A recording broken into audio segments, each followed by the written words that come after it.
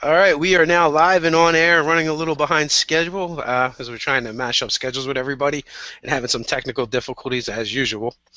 Um, everybody that's joined us, thanks for hanging out, and we're getting started with our return to Sharn adventure. Everyone would like to introduce themselves. I'll start with Alex. Hi, my name's Alex. I'll be playing Warden, a 7th level paladin today. He has his retainers Beep, Bop, and Boop with him again, and also his warhorse Pour. And let's go right down the line to Bryant. Good morning, everybody. My name is Bryant. I'll be playing the tinkering gnome named Tiny. Not a lot has changed since the last time, except maybe he's just gotten a little more bold and brave. And as usual, he likes to start fires. So let's have some fun. Then Josh. Hey guys, I'm Josh from RTD20. Today I keep saying tonight because I'm used to it, but today I will be playing William Masters III. He is a fighter his profession is a lawyer. It should be fun to play. And then we have Ted. Hey, I'm Nerdarchist Ted from Nerdarchy, 4 Nerds by Nerds.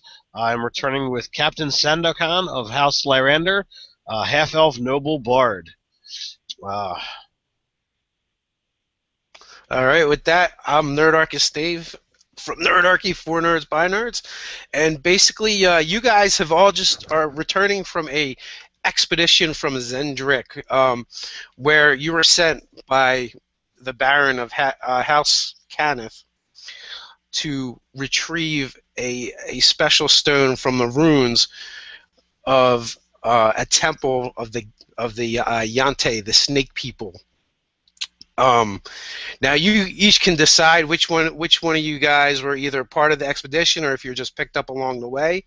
I believe Warden, Tiny, and the captain were all involved with the Baron before, and were probably most likely sent off on the expedition. I don't know if any of you guys decided not to take part of it and just hitched a ride on the way back. And we also picked up, William on the way, so you guys can all figure that out amongst yourselves, and you can also decide what kind of horrors you faced in this ruined temple of the Yante. And right now, you guys are cruising back on the airship piloted by the captain. And Ted, you want to tell us the name of your airship? The airship owned by House Lyrander is the Storm Cloud, and your flagrantly but yet brilliantly dressed captain, commands his crew. Okay, I'm surprised, Ted, you're not wearing the hat today, but Yeah, I considered, but it's too windy on the deck of an airship. So the stone the Kyber stone you guys have retrieved is called the Serpent's Eye. It's down in the hold, and it gives off some kind of definitely some creepy vibes. If anyone handles it for a long period of time, it definitely makes you feel uncomfortable and uneasy, and it definitely seems to have some connection to some darker powers. With that, you have the regular crew, Ted, that you're used to working with, and everyone is manning their stations, and you guys are flying through the crystal clear blue. Are we having assignments as part of the crew, or are we just passengers basically along for the ride? I would say you guys are basically passengers. Ted captains the ship, and then he's got his normal contingent of air sailors. So as Stormcloud is gracefully floating through the clouds, Tiny would go over to William and strike up a conversation about how he destroyed his business and other businesses in Sharn, and how he is now responsible for that, and perhaps being a lawyer, he could help him with his legal troubles that are mounting against him. I kind of didn't catch the end of that. But William looks at you and says, "Well, I'm not really into business law. I'm more of a defense lawyer. However, if you ever get into trouble," and he reaches into his studded leather vest and pulls out a card, "please do look me up." Oh, thank you. Much appreciated. I have some very angry business owners. Oh, good. If any of them should ever meet an untimely demise, and not that I'm saying you should do that like at all. I would do it in a dark alley so there are no witnesses. But should any of them ever meet an untimely demise, feel free to call on me, and I will dispatch their next of kin in a legal way, in a legal battle, and win your trial. Thank you very much. Yeah. So pretty much when you probably first were invited to the Kenneth Noble dinner party, one of the reasons why you probably attended is because you're probably near destitute after the mishaps. Yeah, and I have some very, very angry followers of fellow business owners that have also lost their business due to my experimentations and tinkerings. Oops. So so those problems, did they happen here in Sharn or Zilargo? Which Zilargo is the gnome nation in Eberron. Well, I was thinking I was the business guy in Sharn, a larger business, successful, older gnome, but just had a tiny little accident. The the gnome nation in Eberron is considered actually one of the most dangerous forces on Cover, not because of their strength of arm, but because they are hoarders of knowledge, and they wield it like a sword. Ah, yes. Knowledge is key. Knowledge is power. Warden is on deck, swabbing the deck behind another crew member swabbing the deck.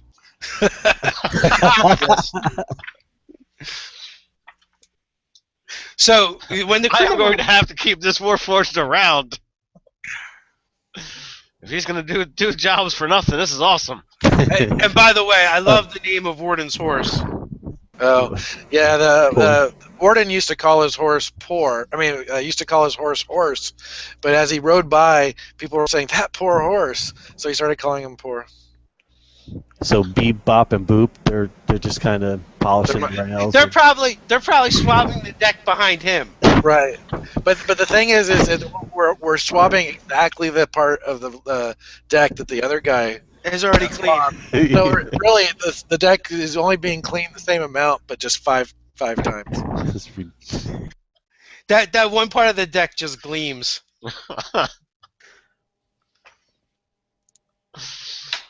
That's awesome. So most of your trip back has been rather uneventful. I mean, you guys probably may have experienced, those of you that sleep may have experienced some nightmares and some uncomfortableness due to the horrors that you guys faced in the depths of Zendrick. But you guys left it behind you. You successfully completed your mission. You're within a day's flight of Sharn, the city of towers. Everything's going well. Guys are basically in line to receive a nice payday.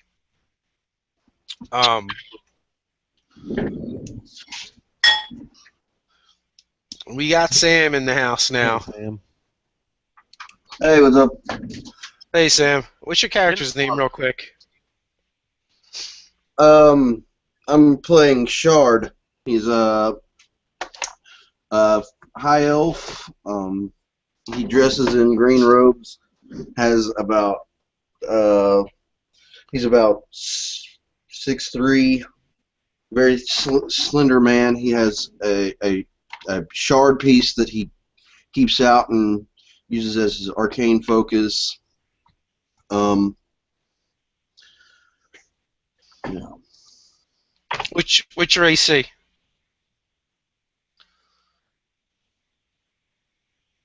Man, we lost him. And he's gone. Looks like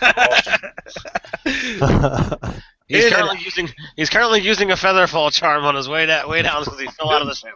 Yeah. There he is. Apparently, I was swabbing the deck too forcibly. He swabbed him right off the deck. Easy come, easy go. Damn. He's like a boomerang. We can't get rid of him. Throw him away and he comes back. Yeah. Okay, I'm back. Sorry. No big deal. Your AC. His AC is 13 unarmored. Let me make sure. Pull up my character sheet. I was totally unprepared for all of this. It's all right. So, a little backstory. Basically, you guys are all returning from an expedition from a place called Zendrick. If you're familiar with Eberron, or if you're not, it's basically an uncharted island full of all kinds of unspeakable horrors and jungle. Creepy and icky things. And a lot of lost civilizations have risen and fallen there, so it's a place of intense interest, as well as it also is a hotbed for dragon shards, which are highly sought after. Okay. Yeah, my AC without armor is actually 14, and my armor with mage armor is 17. So. Okay, and what's your passive perception? Let me pull the sheet back up. It's right here. It's passive perception is 12. Okay, good enough. So you guys have been traveling for several weeks, flying on the airship Stormcloud of House Lorander, piloted by the captain. It's been fairly uneventful up until now. And it looks like we even have Andres back. Nice. Maybe.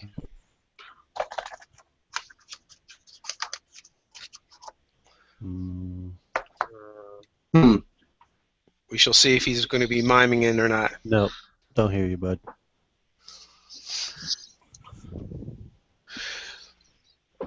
Nope. So,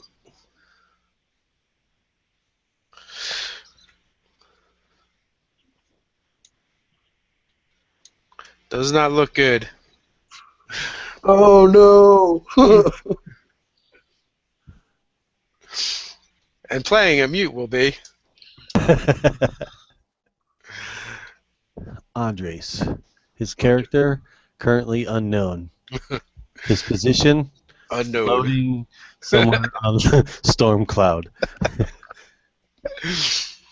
His current disposition, silent as a mute. Yeah. I So, love the commentary, Bryant. so with that, Hello? oh, we got some. Hello? I mean, we got volume, but it's just a little distorted now. Yeah. No, my voice is distorted. Like, it's kind of broken, but Okay. that's me. All right. Somebody was messing up with the drivers. It sounds better when you're further from the mic, I think. Oh, maybe. Is this better now? Yes. Yes. I'm not able to hear myself through my headphones, so I don't know how are you receiving me? We got you. Fine. Yep, we're good. Nice. What's your character's name? My character name is Commander Hearthstone. All right, Hearthstone. AC? AC. 19. 19, and passive perception. 11. 11? Okay. All right. That's right. Good enough. So, one more time. You're all on the airship Stormcloud, and you're returning from an expedition of Zendrick. In the cargo hold is the prized possession that you guys have captured from the depths of a Yante temple that was in ruins, a kyber stone by the name of the Serpent's Eye. And all has been fairly uneventful for the couple weeks you guys have been sailing, up until now, when a dark shadow descends upon the deck of the ship. Cutting through the clouds above you is another airship, except for it's much more slender than the one you guys are currently on. It's slightly smaller, and everything on it is pure black. Emblazoned upon Nice. on the underside of the bow, there's some marks that anyone with knowledge history can take a crack at discerning what they are. Not me. 18. 24. All right, Proficient at it. the 24, no problem. It's the marks. The symbol is that of the Lord of Blades. Lord of Blades. And the Lord of Blades is a enigmatic figure, a warforged who basically defected from the armies and led off a contingency of other warforged into the Moorlands, which is basically this cursed land that people just avoid like the plague. And basically he fought for warforged supremacy. Tiny turns his tiny little head towards Warden with his staff, points to the incoming Zeppelin, and yells, "Trouble!" And that's it. He's kind of like a one-word guy. And then he acts. Pretty much just... What kind of weaponry or defenses does the Stormcloud have, Dave? Ballista. He probably has a ballista in the front, catapult in the back. Hmm. Well, I will give the command to prepare for battle. Warden holds up his mop and shield, threatening.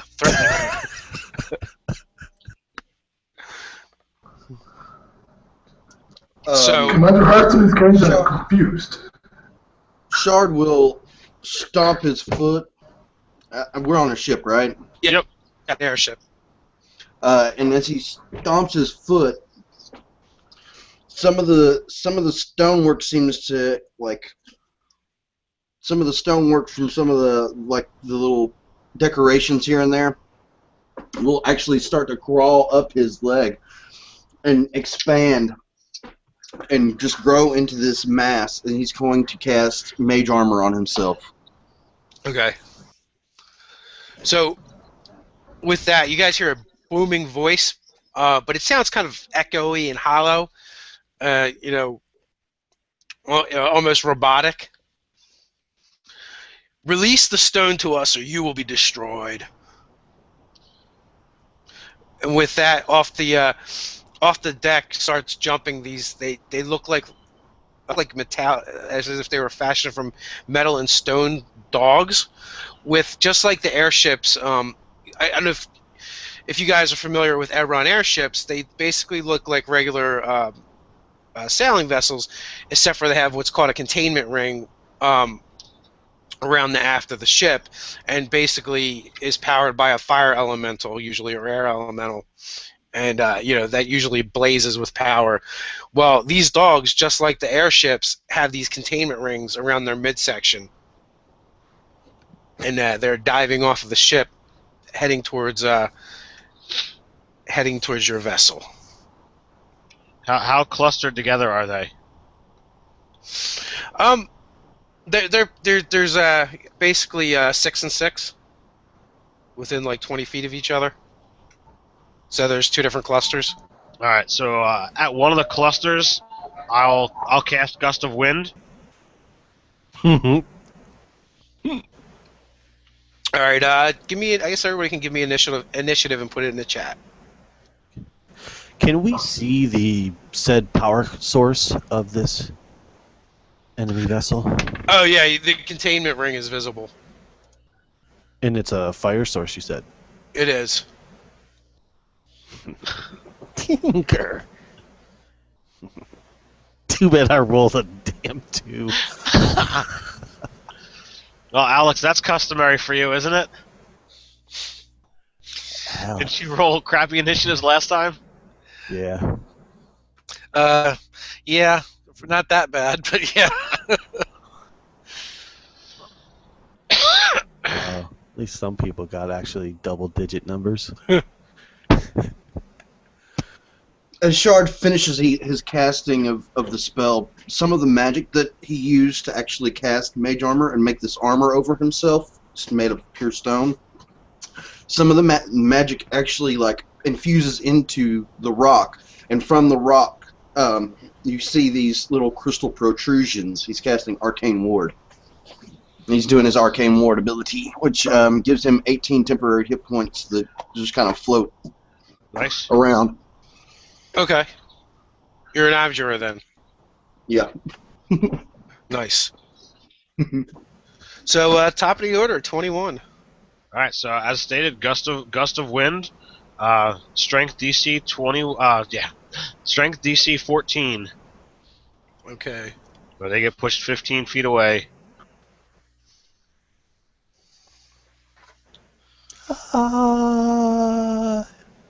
Hope you can fly. Well, they're already flying. Are they flying or are they I thought they were jumping. gliding? No, they actually have those containment rings that are around the ships, around their midsection. Perhaps I didn't describe that. Yeah, you said that. I just apparently interpreted it differently. All right, so. Well, 2 will obviously pass. Yeah, it looks like just the 2 of them. I mean, the last one doesn't have a plus 7? No. So basically 2 of them manage to bank around your whirlwind, and they're actually like kind of spiraling around the actual cone. And the other 2, or the other 4, get pushed back. All right, so I will attempt to maintain to keep them at a distance if at all possible. Okay. They have to fight the DC, and if they pass, it costs 2 feet of movement to move every foot to get closer to me. And you push them back 15 feet, and it costs. All right. Guys, can you see my initiative roll?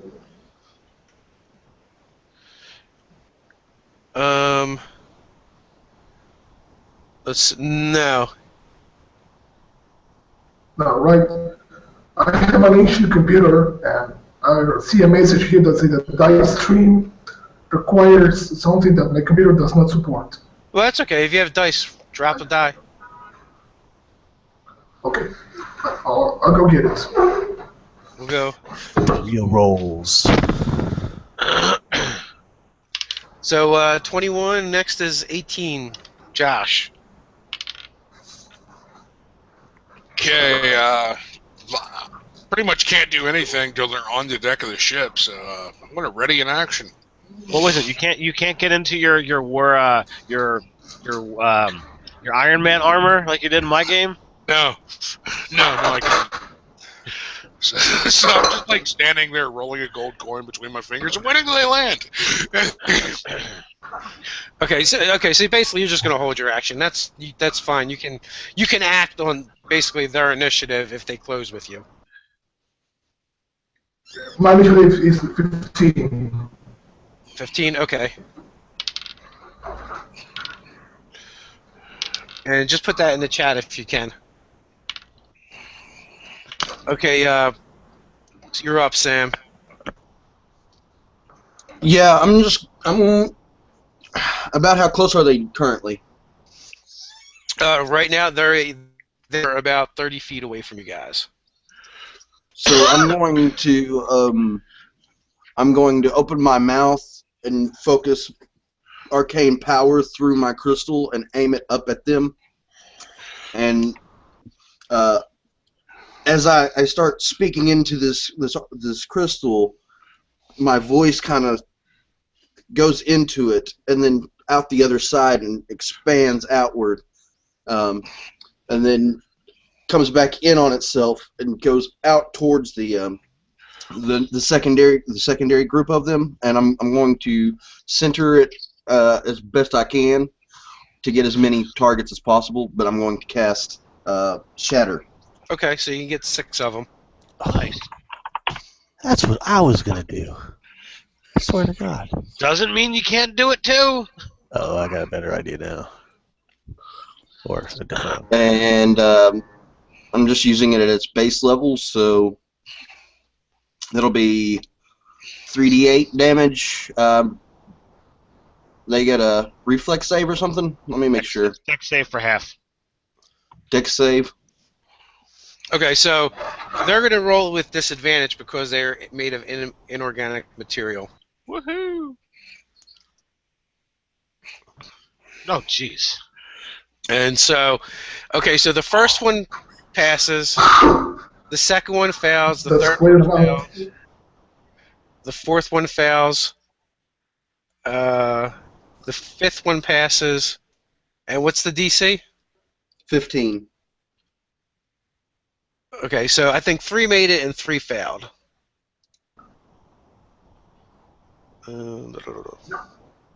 Exactly. Alright, so how much damage did you do? Let me roll that.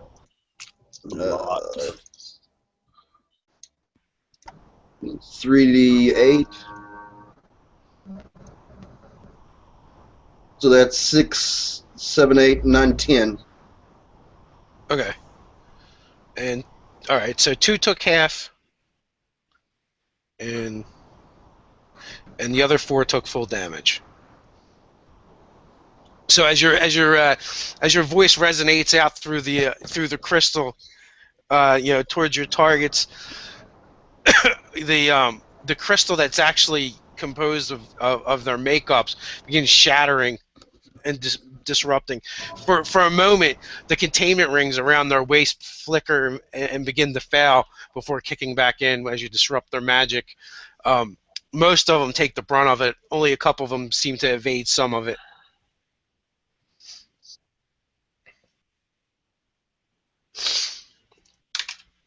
And with that, I believe they are up. And let the fun begin. Oh yeah, you're at the end. Okay, so what do we got? We got 5 of you guys, 6 of you guys, 6. 6 of you guys. All right, so two of them, they kind of break into pairs and stalk each of you in turn, or at least that's what they're trying to do anyway. Well, the four that I pushed back, they've. I understand. Okay. The 2 of them come in at you, Ted. Of Okay. the ones that they're basically riding the spine.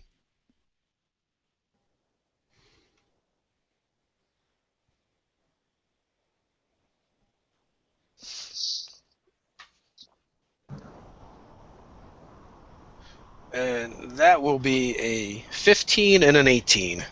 That will miss.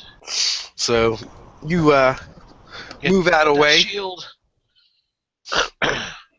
You move out of the way skillfully as they nearly crash into each other, but now they're kind of circling you and growling. So are they trying to flank me, or are they staying together? No, they're trying to flank you. All right.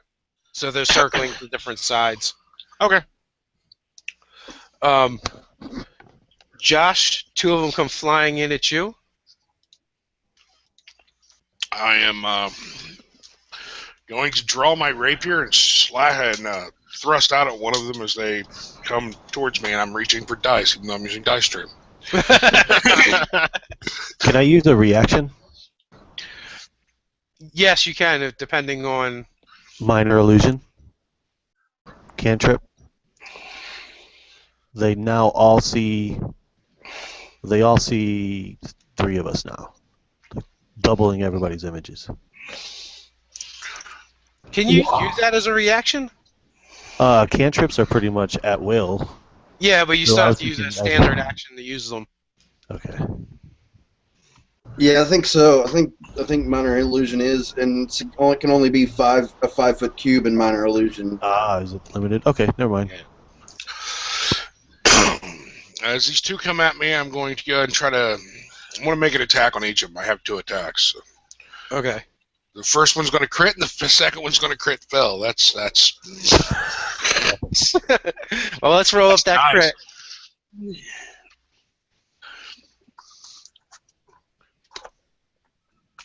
Okay, that will be 13 points of damage. With the rapier, as I stab one of them, and then pull my rapier back and try to stab the other one, and just completely and totally miss. Well, you firmly execute your maneuver on the first one with ease, piercing deep into its mechanical workings, and then pulling back, ducking to the side, repeating the same thing on the second one. Haven't seen your first fierce attack. It actually kind of does a little like curtsy and bobs its head out of the way, and you stab straight into the planks of the storm cloud. Make a strength check. D10. I rolled a 14. Okay, so I would have made that. The planks grab at your rapier for an instant, and then you're able to pull it on free. And then they both dive in at you as you're trying to free your weapon. And neither of them are going to hit you. Does one of them run into the sword? No. But let's see. Come on, Dice Stream. Come on. It doesn't want to. It doesn't want to. But it does savage the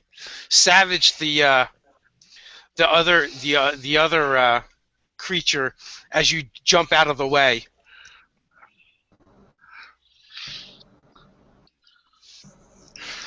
Yeah, as soon as he jumps out of the way, he goes, "Ha ha!" For 7 points of damage to the one that you've already injured. Nice. Nice. Which actually, as you leap over this canine construct, clearing it easily, it doesn't even seem to register the fact that you're not there anymore, and it grabs the other one by the throat and literally rips its head off before it even knows what happened. And then it's just kind of standing there dumbfounded. Yeah, I just started laughing. Okay. So, with that, Tiny the gnome, you have 2 of them now looking at you, circling, Tiny landing. is big, brave, and bold now. I'm sorry, I didn't mean to interrupt you there. That's okay. So they're circling me. Oh yeah, but they're about to do a little more than that. Yeah, I'm not too concerned about them. Because Tiny has this really evil, maniacal grin on his face and turns us very hastily now, since he's being surrounded, to Shard and kind of gives him a little smile and picks up a piece of stone that has inevitably probably filtered off of his mage armor casting and looks at the ship, brings his stone in his hand and his staff together and slams it on the deck and casts Shatter, but he's aiming at the engine of the ship. Oh, and the ship itself. above? Yes. Okay. All right. Well, So- as you do that, 2 of the dogs lunge forward, Oh, doggies. and AC 18 and 14.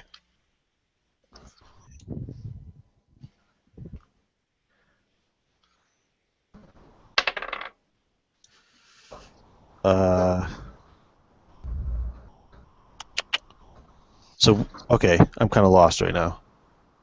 So They're attacking me as I'm casting this spell. yes. Okay.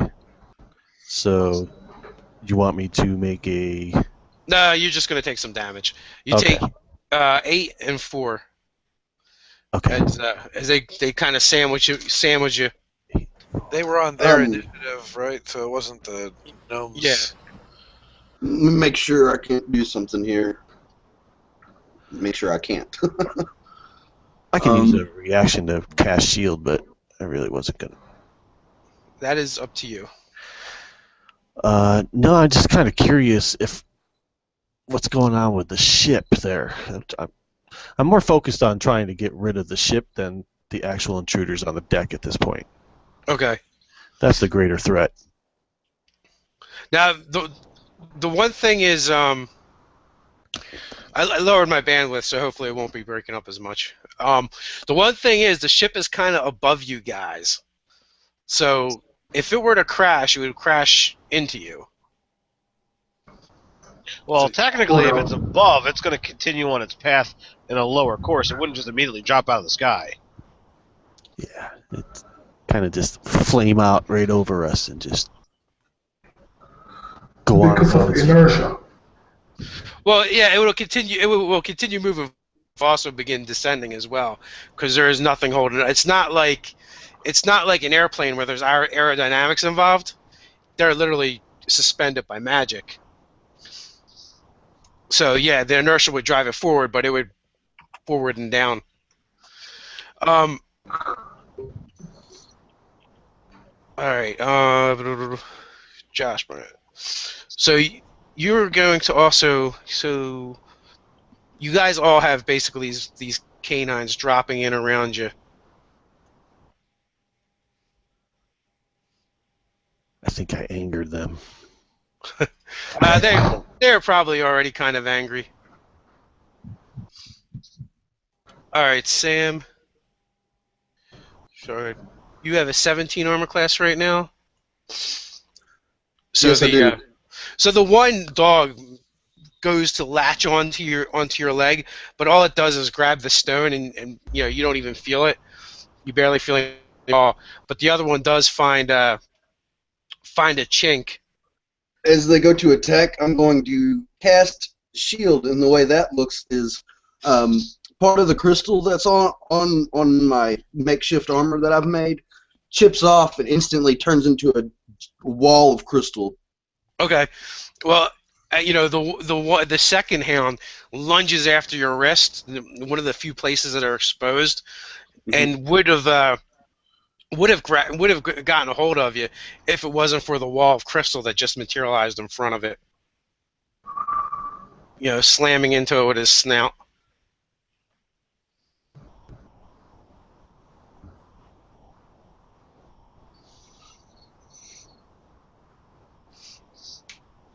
And then Andres, you two come barreling in their over eagerness to a quick meal. They stumble and falter as you move out of the way, nearly colliding into each other. How many? 2. 2. Nice. Well, I guess I'll try to hit one first. Are they within 5 feet, or they're coming closer? They are, but we're not to 15 yet. You're up next. So I got one more pair to launch at Warden here, and then we'll move on to you. AC 22. Yeah, they don't even have a prayer. I think they're just gnawing on your armor at this point, and you're kind of just looking. Do I see any of my companions? Is there anyone surrounded already? No. Not yet? Okay. Basically, you all have a pair of them that are kind of circling. Okay, I'm gonna engage the first one I see and try to hit it. Okay. I'll try once more with the dice stream, which still not allow me to show you my results. So I'm gonna drop it here. It's a 14 plus 5, 19 to hit. Yeah, that hits, absolutely. That hits. Excellent. Then 2d6s.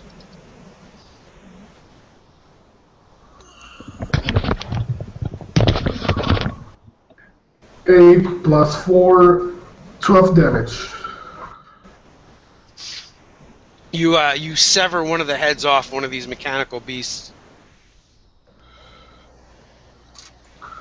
If I still have movement, I will approach another one to make the second attack. Okay. That's what I will do. This time,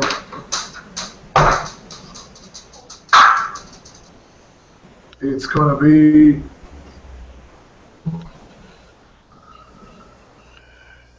a 16 to hit. 16 total? Yeah.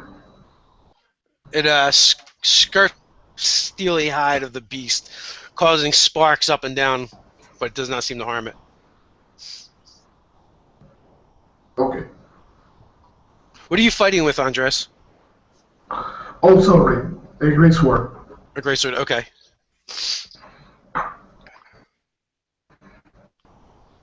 And I believe that will bring us to Bryant. Okay. So what I want to do is basically slide around to, because I'm going to do a cone effect and basically try to affect as many of these creatures as I possibly can. Okay. And I'm going to scream at the top of my lungs, casting fear. Which is a wisdom save against a DC 17. I'm just going to let you know, you're casting fear? Yes, everybody will be. So, these are kind of mechanical constructs. You don't really know that they have a mind to affect. Ah, that's a good point. So they're like, okay, a construct. Okay. As a reaction, I'll cast Shield after my last attack, so my AC is now 16, 17, 19, 21. Well, as a reaction, you can do that at any time, so you may want to just wait until you're attacked. I already was. The hounds jumped and bit me for 11 points of damage. Yeah, well, that guy was absorbed by the ward. Okay, so, well, we'll just say it's up now. Does that work? So I cast Shield. Well, it's completely up to you. I'm just saying you don't actually have to. You don't have to use it. You can actually, after they attack you, say Shield, and deny a hit. Okay. So like you might want to save the slot until you absolutely need to use it. Yeah. That's all I'm saying. I just figured I had two of them on me and it was already hit. Okay. I'm going to Misty Step behind the big warden and beat Bop and Boop to use them as my human shields because, you know, dogs and a 3-foot gnome sound like a good meal. Like to avoid that. And Misty Step, is that a bonus action?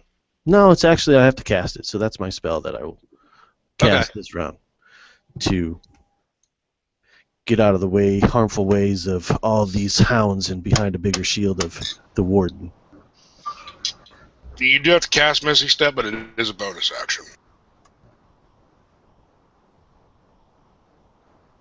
Yeah, that's what I thought as well. So if you want to, you could actually use a cantrip. Oh. No, that's okay. I'll end my turn right there. I'm hiding and I got my shield up, so I'm good. Okay.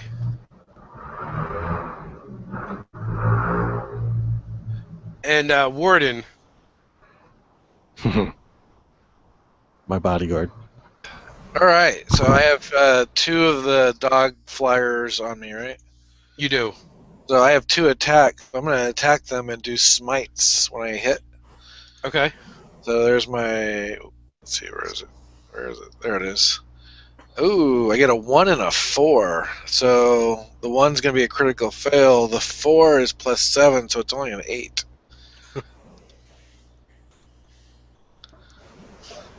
Okay, so make a second attack roll on that critical fail. Oh, no. 16. Oh no. Yeah. It's that time. It's that time. So what is that total? Oh, 16 +7, so 23. Okay. So a 23. So even with a shield spell up, Yeah, it would still go through. it still goes through. So For 8 roll your- damage. 8 damage. Okay, but you don't have to smite that one. So. Right. So I would imagine since you didn't hit with any of your attacks on somebody you wanted, you wouldn't have wasted those spell slots. No. You choose to smite after you hit. This time you went, oh crap! Take my staff and slap him in the back of the head. with- So, Sorry. essentially, what happens is you misty step into the way of his warhammer. Yeah, that would hurt. Shard sees this and goes to act and remembers that he had just cast shield, so he can't do anything about this. And he goes, "Don't step in the way of Warhammer." So I reached back as I'm about to just club this dog into bolts, and as I reach back, the backswing hits the gnome.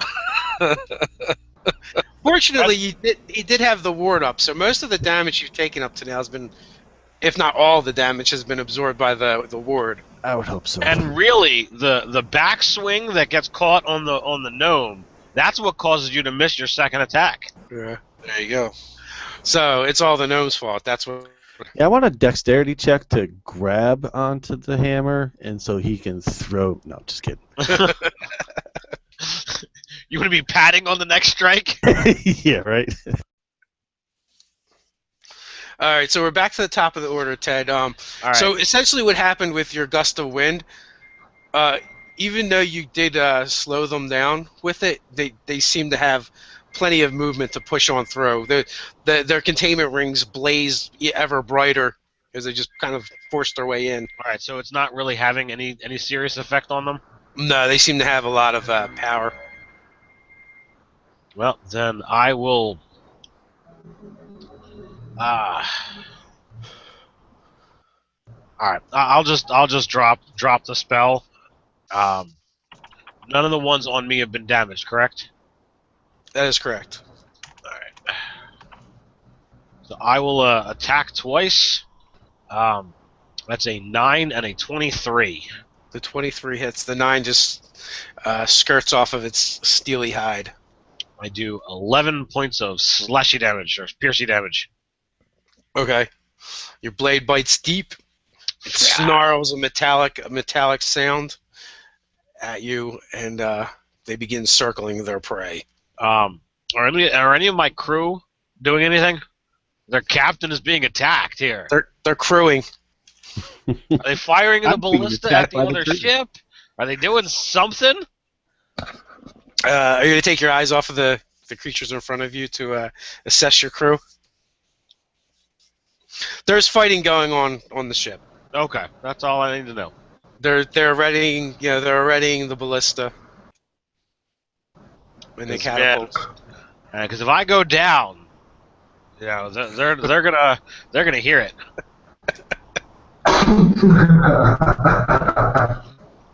And at the top of the order of this round, silk ropes start falling from above. Oh, now see, that thing should just be blazing on fire, trailing into the distance, saying bye-bye.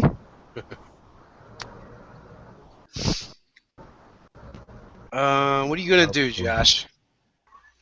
I'm going to look at this remaining, metal dog, and kind of spin my rapier as I step forward. I'm going to spend a superiority die and do a lunging strike. So he basically steps forward, kicks off his back foot, and goes down into a massive lunge with his rapier.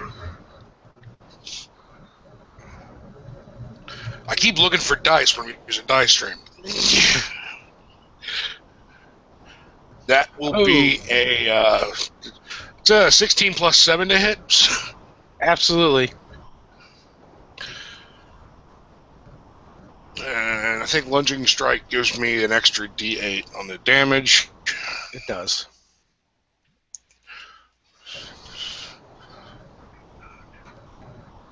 It's 15 points of damage.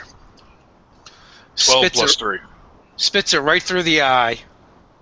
It begins to flop, and like electrical sparks start coming off of it, and it falls off and slides off of your blade with a metallic clang as it drops to the deck.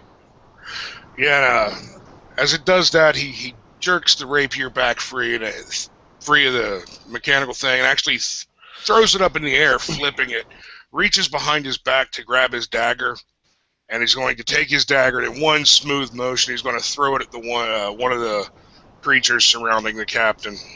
Okay, you may do that as a bonus if you choose. I thought that would be an extra attack, but well, okay, you can do it as either. You still have your extra attack. Okay, I'll do it as a bonus action then. That will be a 11 to hit. No, wait, 12, 13 to hit. 13 clangs off a metal rump. And how far are they away from me? You can get pretty much to any of them. You're kind of like in the center of the ship, so you have Okay, enough movement and you have an attack left. just after he throws the dagger, he goes ahead and reaches up and catches his rapier out of the air and runs over to help the captain, because he's the most important person on this ship, and he wants to reach wherever he's going alive. So screw the rest of them. And he's going to attack one that's on him, and that will be another 13. He misses. So this one nimbly steps aside. Since you've already alerted it to your presence with the dagger? Yeah. 17, Sam. Yeah, I'm going to, this turn I will look at my crystal and look at my right arm, and I'll start.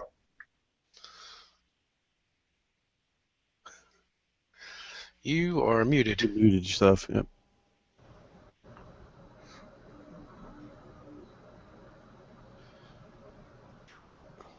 It's me. Do I go? No, Sam's up, but Sam. he muted himself. He Yeah. went into a wild, Oh, crazy flourish of moves and muted himself. Yeah. You there, Sam? Spell of silence fell over him as he was trying to Yeah. casting. Yes, Sam is. All right. So is he's not looking at the That's weird. screen, but he's there moving, looking at the screen, but muted. yeah, I don't know. Huh. All right. Well, as soon as Sam jumps back in, I guess we'll get in with his action. But until then, the two dogs that are metal dogs that are circling the captain, one of them will lunge at him, and the other one will lunge at Josh as William. So at the captain, oh, that's gonna hit. Oh, that's not fun. That's gonna hurt. Or take a bite out of the captain. And you're going to take a whopping 8 points of damage. Man, that's no good. As he grabs your leg and starts worrying at it. Is this the one that I hit or the other one? This is the one you hit. You really ticked it off. And the other one. Nice. The other one, is torn between attacking the captain and William, but William has annoyed it with his rapier and his dagger, so he turns and leaps at him viciously, completely missing him, and instead slamming into the guardrail of the ship violently, taking 6 points of damage. He's damaging my ship?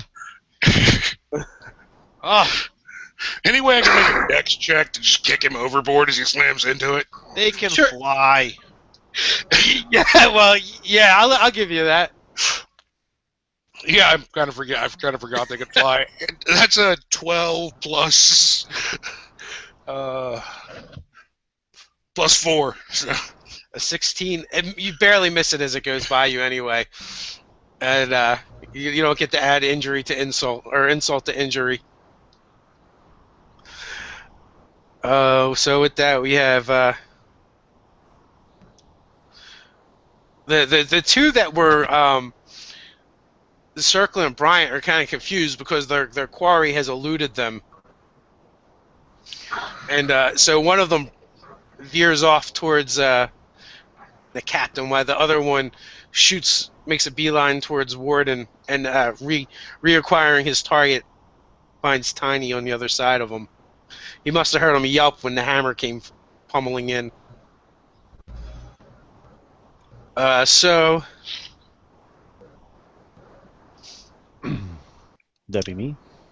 that would be you. So one of them comes in at Tiny and misses horribly.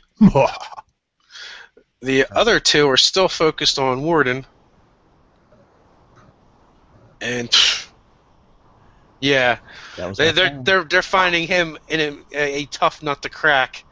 I don't even think he really moves out of the way. He just kind of stands there and lets them worry on him to no avail. Who's been having the most success in fighting these things? Definitely not me. Josh has taken out the most. And a lot of that's been luck.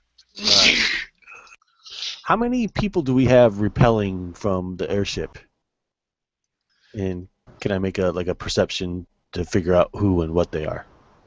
Oh yeah, it's really easy to see what they are.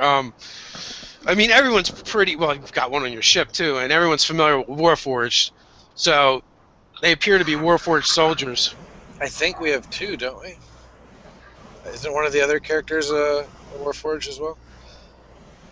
I don't think know. I thought Sam was a Warforged. No, he's a High elf. a high elf. Yeah. What about Andres? I am the Warforged. Someone was saying they were going to be a Warforged. I am the Warforged. Yeah, Okay, so two of you guys are Warforged, so All right, Sam's back. you're quite familiar with them. Okay. So how? So, go ahead. See if Sam is back. He's away. Going to be away from keys for a few minutes anyway. So with my shield in front of me, and my Warforged shield, I'd look up at the repelling Warforged, and excuse me, I'm going to focus my staff and shoot out a big little ball of fire at one of them coming down the ropes. And this is going to be a chromatic orb of fire. But I'm going to cast that as a 3rd level spell. As they are repelling down. Okay. Although we're not quite to you yet. You're at the bottom of the order. Oh, I thought I was... Oh, man. Here I am just jumping the gun. That's all right. It's no big deal. Pay you for it this time. I just got smacked in the head with a hammer, so I'm a little bit... A little dazed, yeah. All right, so one of the metallic canines came rushing back to join the fray with the captain and William, and I'm going to determine who it hits. All right, Ted, that will be the captain. Ugh. Well, not who it hits, who it attacks. Oh, never mind, who it hits. So, AC 21. That will do it. So you feel the steely teeth sink in for 7 points of damage. Ugh. Vengeance. Ted, where are you at on hit points? I'm fine. And then, I'm down 15 out of 57. all right, Heartstone. You have the two that are circling you. One of them slams into the deck trying to get to you, missing. The other one bites into your metallic hide, finding some of those tender fibrous tendons that run throughout the Warforge for 8 points of damage. God. Did I get hit or anything while I was gone? Not yet. Okay. So you're up, Sam. I'm just casting all yourself as a spell. Basically, I speak into my crystal, and my arm shape changes into this solid rock. It's got a point on it, and it's going to be piercing damage. I've just altered self and made myself a natural weapon made out of crystal. Okay. And so that brings us to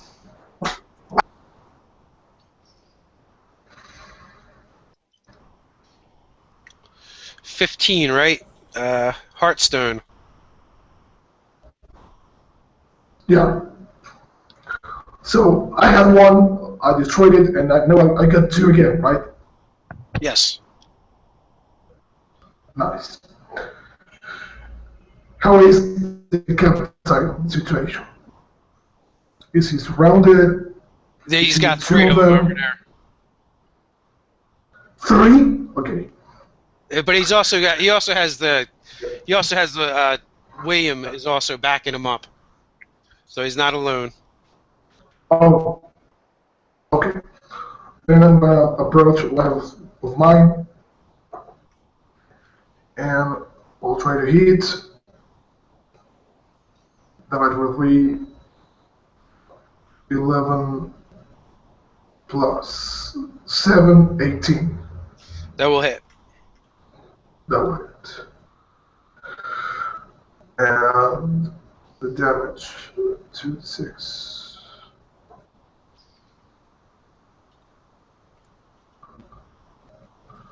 6 plus 4, 10 points of damage.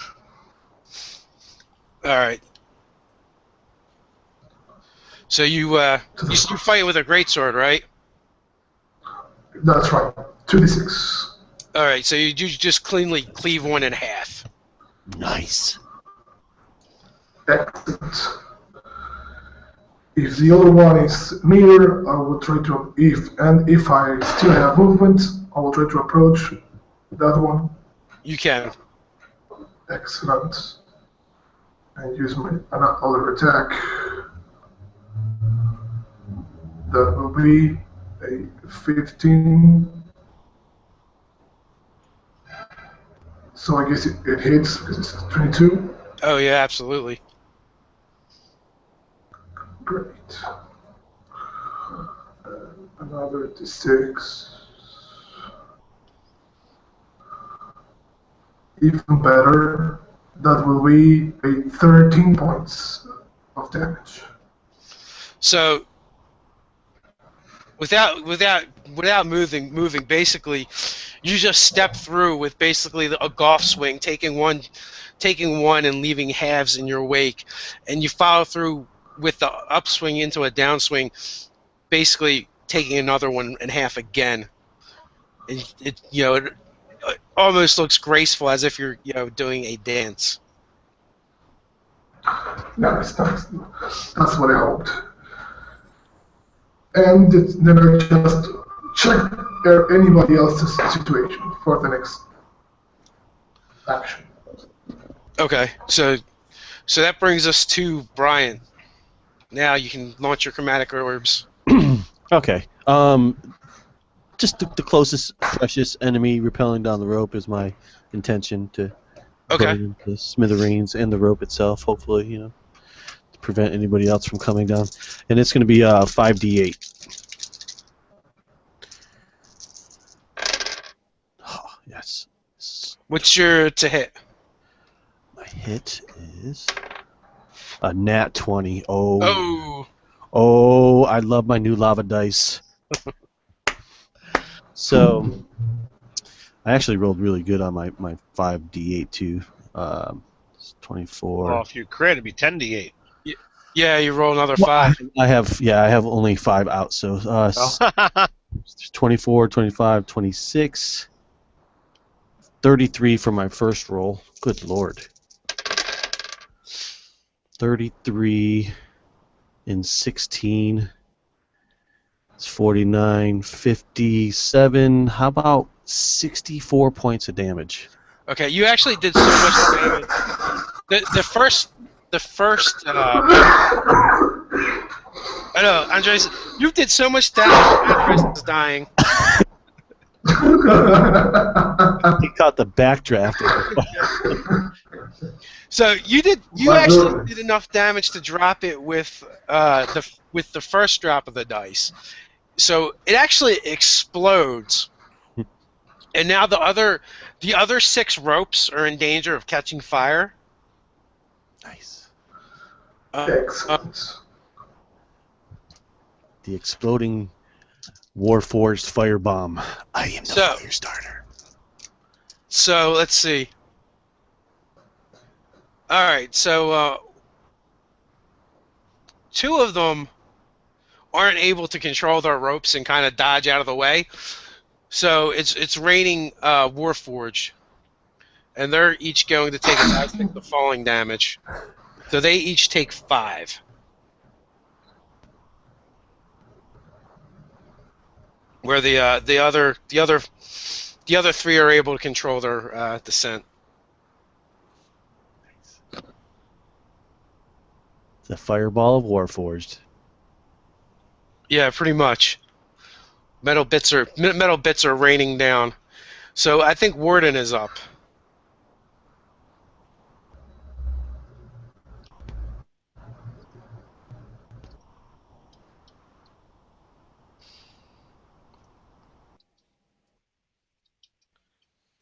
Alex, you're up. You're muted too, bud. Sorry, I didn't hear that. Okay, so have any of the creatures, the Warforged coming down the ropes, or the dogs, is there like a boss type creature yet, or are these all just pretty much the same types of each other? All the Warforged look like standard Warforged. I mean, Warforged aren't really standard per se, but none of them looks particularly to be in charge. Okay, well, I'm going to attack the nearest target, and I'm going to start with do these one at a time this time. That way I don't have to get double ones or something. So there's my first attack. There's my second attack. So 17 plus 7 is 24, and then 8 plus 7 is 15. Can I give him Bardic Inspiration on that 8 attack roll? You can if you desire. Do you want to roll a d8 to help you hit? Sure. So 2, so that was 8, so it was 15, so that's 17 for the second roll. Okay, so you have 3 of the hounds surrounding you, and all those numbers are high enough to hit. So if you want to roll your damages one at a time.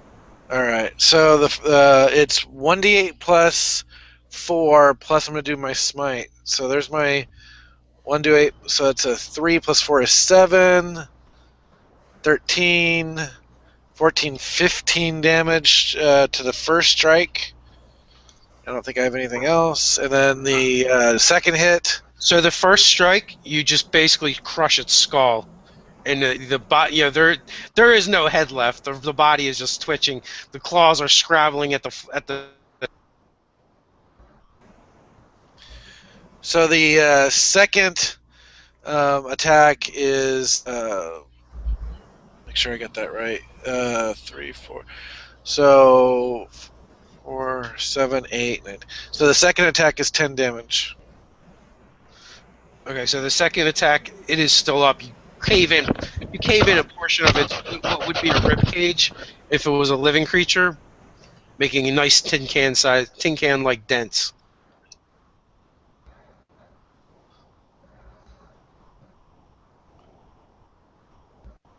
So does that bring it to me? So it brings us to the top of the order. So the remaining 5 Warforged land on the deck, and one of them looks up and looks to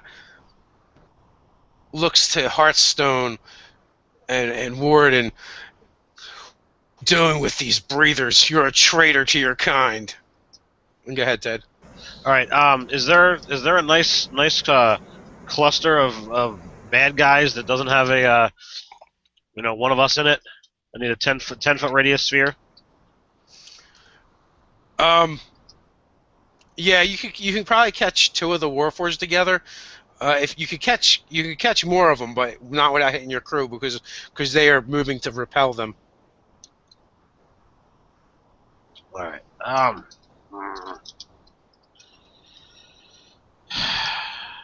Decisions. What about a line? Can I position a line to get Warforged? I mean, it's the same thing. Your crew is moving to fight, fend them off. So like I said, you can get 2 of them with no problem.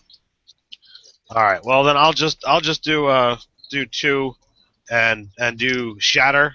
I'll use it as a 3rd level spell. So it is Con DC 14. Okay. And they roll with disadvantage, right? Yes. Well, the first one fails horribly.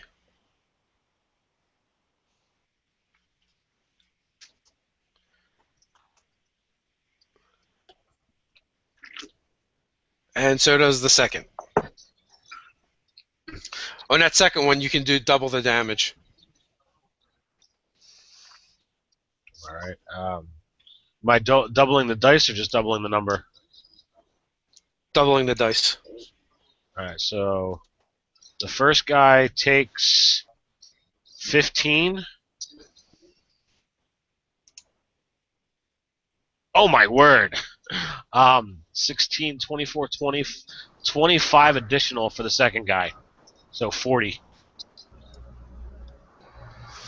Okay, so you just blew one of the Warforged apart. Congrats. Anyone standing next to him that he can any Warforged bad guys that can take shrapnel damage on that one? There's crew members. No. Bad guys. Bad guys. There's enough friendly fire going on around here. Yeah. They could take a morality save if we were playing a previous edition. Am I right to assume that this ship is made out of wood and metal? It is. Pretty much, yeah.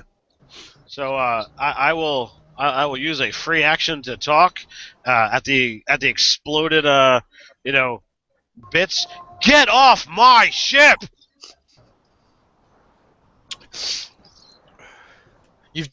You've definitely gotten some attention, Ted. Can I get an intimidate roll on that? Sure, drop it. 25.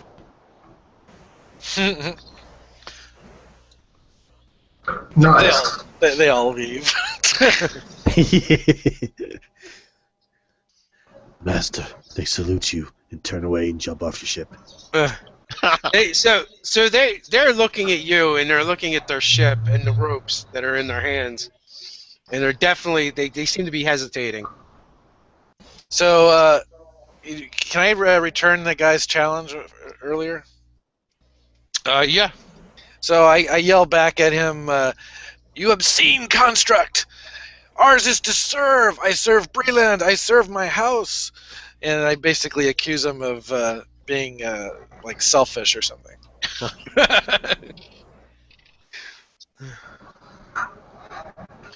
We do serve that. We do serve our house. We serve the house of the Lord of Blades, our And, one true savior.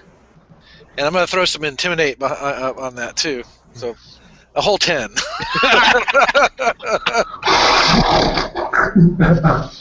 Far less intimidating after Ted just blew somebody up with a song or poetry or whatever he did. Josh, what are you doing?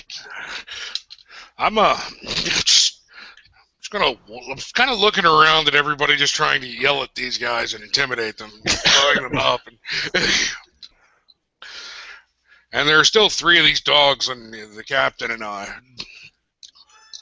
So I'm going to go ahead and spend another superiority die and do a sweeping strike at 2 of them. Well, 1 technically. And that is going to be an 8 plus 7 to hit. 15. That will miss. Okay, so that will miss both, so that attack does nothing. Alright, I can give him a Bardic Inspiration. Okay. You want to add that to 8? I got 2 more of those things to hand out. There.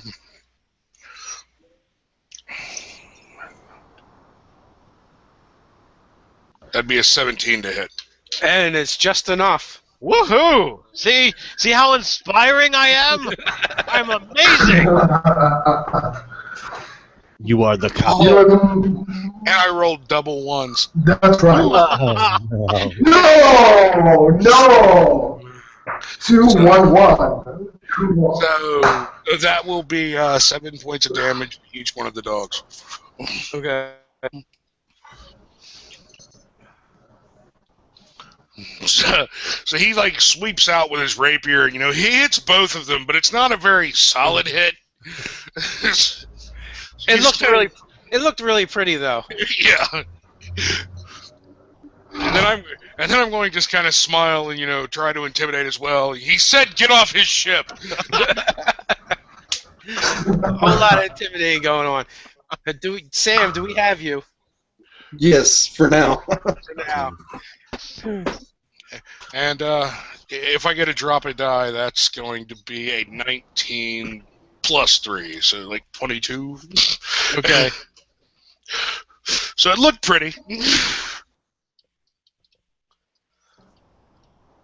Okay, so I'm just gonna. Is there still some on me? Yeah, there's 2 dogs near you. Okay, I'm just gonna swing with that weapon that I made. I'm gonna just try and punch one of these damn dogs in the side. Okay. It's gonna be a +5, I believe. Let me make sure. Yes.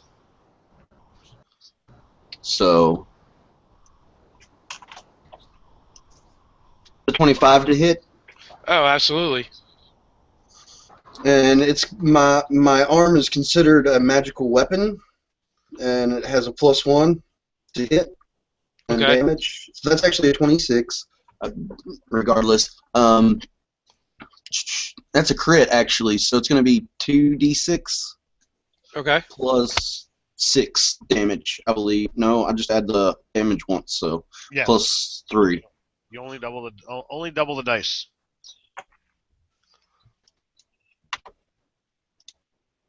So that's 9 damage as I punch into this thing.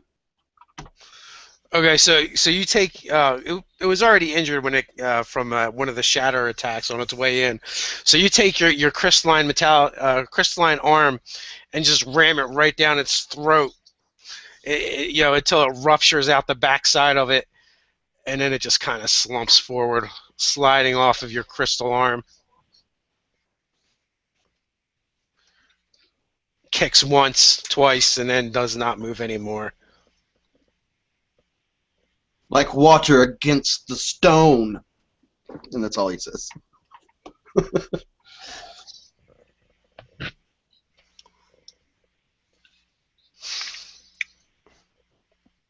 do we got? All right, so looks like we only got four of the puppies left. 4 puppies. Which I think 3 of them are near Warden. Or no, you ended one, so you only have 2 over there now. So one at Warden, one at Tiny. As they circle, you guys are, I guess, fighting back to back.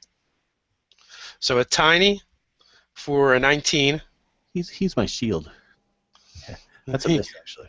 Oh no, shield is dropped. That's a hit. Oh no. Okay, that hits. There's one on me as well, Dave. If you want. Yep. Well, And Tiny, if you want to use your reaction to put shield back up, and you still have a first level slot, you can do that. Oh yeah, that's what I was gonna do. but I think it was a 19, so I think it'll still hit. Yeah. Actually, Well, before the shield comes up, it hits, but I can't cast it unless I'm attacked first. So it lasts to my next round. so I would like to, instead of him wasting his reaction, I would like to use my reaction to send a crystal from my armor over to him to take the damage using my reaction. I'm using projected ward. Oh, nice. What are you using? Projected ward. That's an abjuration thing. Yep. Okay. It's 3rd level, I think. So basically, what happens is these crystals that have formed on my armor, one of them just breaks off immediately, runs over or shoots over to him, and takes the hit. Does that absorb hit points worth of damage, or? Yeah, it's up to 18 points of damage. It goes to 0, and then if I cast an abjuration spell, it'll heal it. Yeah, So, when you were cutting in and out, he's actually been using that. Yeah, but see, he can use it before I get hit. Yeah, he has a hit point pool that he works from, Yeah. which he pretty much got devoured because he hasn't cast any more abjuration spells. So you would take 5. Okay. And then at Warden, again, it's futile. He's the living wall. He That just got this project ward, what's the real spell name of that? It's not a spell; it's an ability. It's a class feature under School of Abjuration. All right, Yeah. I'm driving myself nuts looking for a 3rd level freaking spell for project ward. You'll be looking for a long time. Mhm. Yeah, 115 out of the PHB. Yeah, I just thought it was a spell, and I'm going, oh, I've heard project image before. I've never heard of project ward. Hey Sam, one of the mechanical mutts comes in at you, baring its teeth, but it balks at the last second when it sees what you just did to its pack mate, and misses you. And like then, water against the stone. Again, he says. and then our captain here, one of I'm up them again. One Oh, of them they takes attack me. lunges at you to AC 18. That will miss. So you skillfully dodge out of the way. Deflect that with my shield. Mwahaha. And at the same time, William has his own problems. He nimbly moves out of the way of. And then that does bring us to, I believe, Tiny's up. Oh, yeah. Tiny's a little scared right now. Tiny's tired, too, so Tiny puts his hand in his little, his robes and pulls out a little pinch of sand and says, Tiny's tired, and he just kind of throws it up in the air. And he says, time to sleep. Cast sleep on every creature he sees. I'm pretty sure I can see all of them, and it's 5d8, so. Yeah. So, Roll it up. yeah, man, let's see. I could put to sleep a whole lot of creatures with that roll. And they are, I mean, this is kind of a pain in the butt spell because it's supposed to go in descending order of creature with the lowest hit points. It starts with the lowest hit points so that you get the maximum use out of it. Yeah. It's just annoyance for the DM. Yeah, but I mean, all 4 of them are pretty much gonna fall asleep, except for the constructs. They may be immune to it because undead. But it's a charm spell, and there's no real saving throw. So how much did you do? I can put to sleep 8, 9, 10, 11, 13, 19, 20. I rolled 22 on my dice. Okay, so 22. So that's 8, 12. Sorry, are we fighting undead now? No, they're all. Mechanical constructs. Yeah, with constructs. I don't know. Oh, So that's what I brought that up.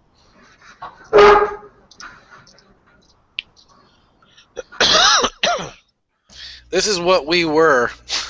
These are like Warforged 1.0. So one of the Warforged stops moving, and 2 of the mechanical dogs just lay down, Nice. Coup de grace time. going into their inert forms. And then Warden, you're up. Okay, I have Beep, Bop, and Boop run around with sacks collecting all the parts that may be lying around the ship. And For repairs, right? oh yeah, I mean my model is not continued anymore, so I have to think about that. So there were 3 on me. Of those 3, are any of them still standing? No, the 2 that were are asleep now. All right, so where's my nearest fighting target?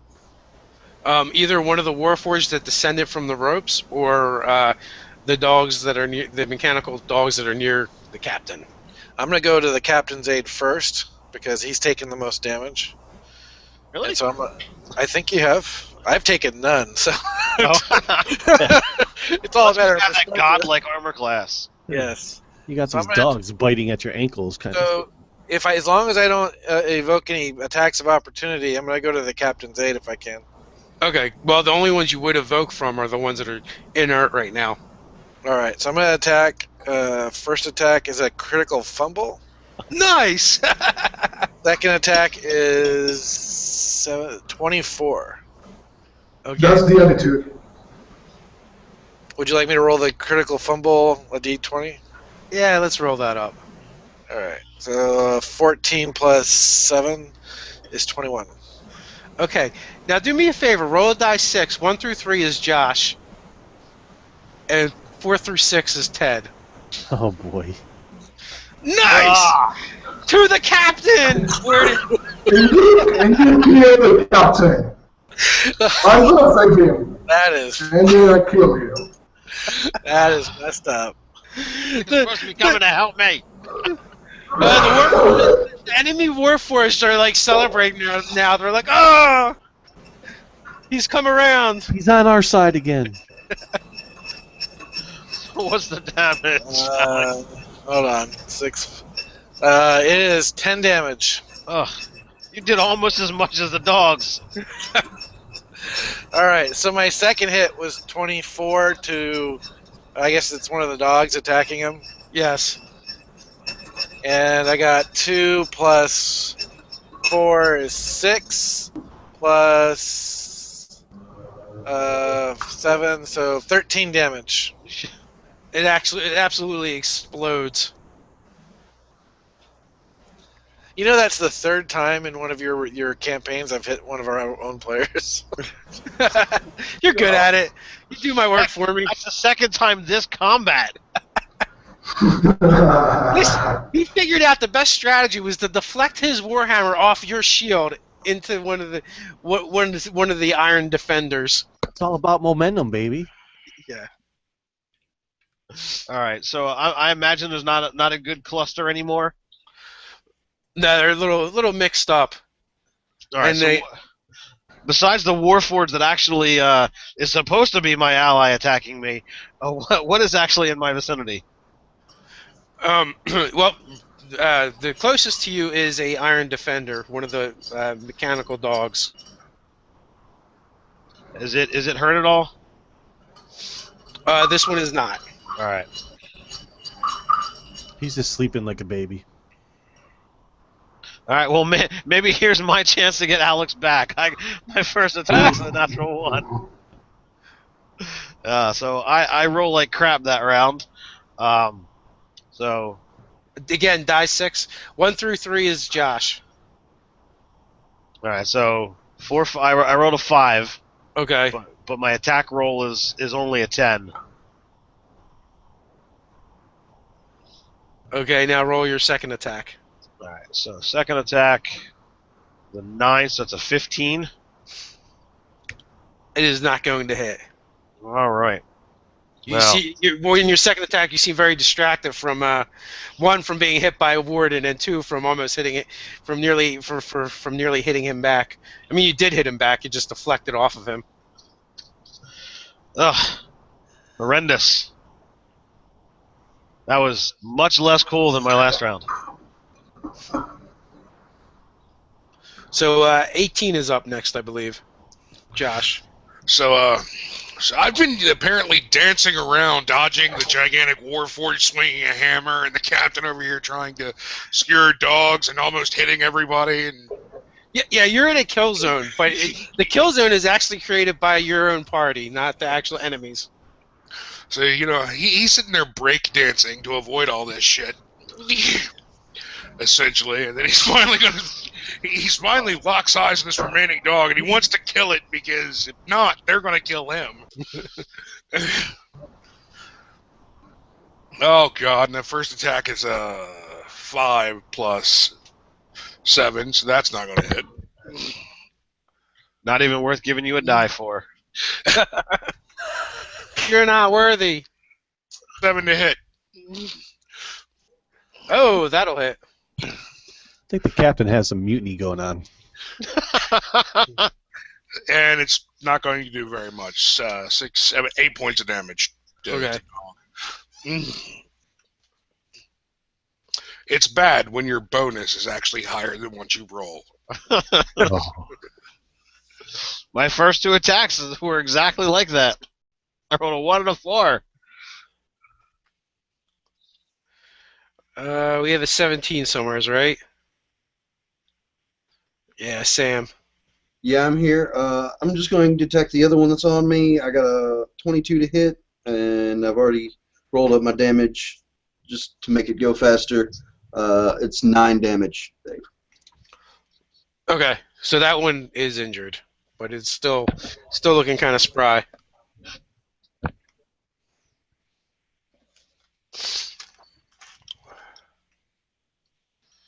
And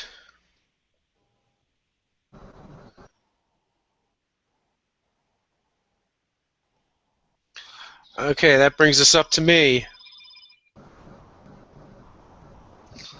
And if these weren't constructs, I think they would probably flee at this point. So let's see. Josh will be 1-2, Alex 3-4, and Ted has the remainder. Of course. They want the captain. He's distracted anyways. Yeah, that's what happens when you take a call during combat. Yeah. Oh, he's going to take 9 when he comes back. He's back. Is that me? Yeah, that was you. 9 more damage. Yep. Oh no, I'm bloodied. And then Alex. Oh boy. You've irritated the one that's left in front of you to no end with your crystal armor and. Yep. Shard is standing there like stone, but apparently. So you take 12 points of damage as it begins rending through your stone armor. So I'm gonna make a concentration check from taking the damage since my ward's down. Correct? Yes. Okay. So DC 10, I believe. 10 or 12. It's whatever's higher. It's 10 or the damage done, whichever's higher. Okay, then it's 12. That's a 15. And you're fine. Ouch! You found my weak spot. You found my flesh hidden beneath my stone cortex. The cream filling, man. It's all about the cream filling.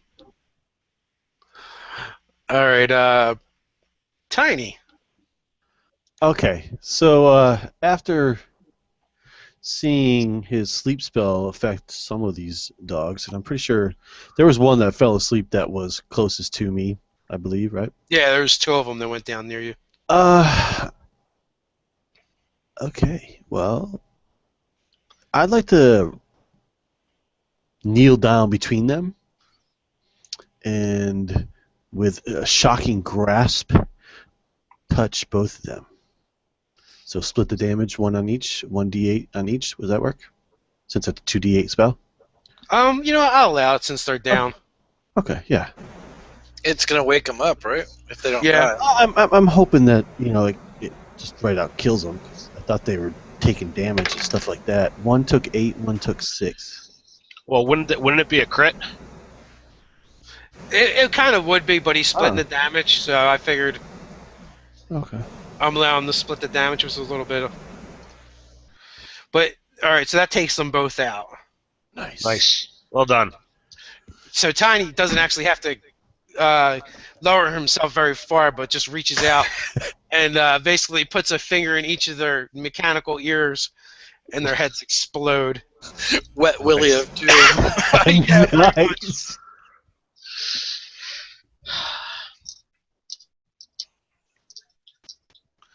So that brings us to Warden. All right. So, of the targets in front of me, how many are up still? There's 1. Okay, so I'm going to attack the one. An 8 plus 7 is 15. And the second attack, I can't read that one. What does that say? 3. 3. So that's, what is it? 7. So a 15 and a 10. Ted, he's totally fucking up your deck. As he slams, the hammer slams down and time again. Boom! Boom! Both miss, huh? Yeah, as the Iron Defender dances between those devastating hammer blows. So we're back at the top of the order. All right. Well, how many guys are actually still standing? There is two of the mechanical canines, and there is 4 of the Warforged. And there's not a nice little cluster of any of them. No, the Warforged have not actually acted yet. Too, since you intimidated them the last time, they've been looks like they've been considering their options. All right. Well, then hopefully I'm going to roll better this time. I'll engage the little dog at my feet. That's a 22. Absolutely. And a 24. Yep. So it's a 6 damage on the first strike, and 4 damage on the second. It is enough between the two. Your rapier lances out once in the eye, twice in the other eye, and the thing starts to spark and fizzle as it drops. I'll give another shout out to the Warforged who are considering your allies are swiftly being defeated. It's only a 14 on Intimidate. Okay. So, Josh, I believe you're up next. There is one of the Iron Defenders left, and there is 4 of the Warforged. Yeah, I'm going to go ahead and try, and I stress try, to tag this last freaking metal dog. Because it's still around us, right? Or is it around somebody else? It's over by Sam, by the caster. Yeah, I'm going to go ahead and run over towards him and, just try to slam my rapier into this thing's back from behind. Because I'm completely willing to stab something from behind. No problem with that. That one will actually hit. 14 plus 7 to hit. Okay, roll up the damage. 6, 7, 8, 9 points of damage. I'm going to try to. It is still functioning. It's still Try functional. to stab it again, and that is a 13 to hit. So that will probably miss. Yes, your first blow knocks it back, so it's no longer where it was, and your second one misses.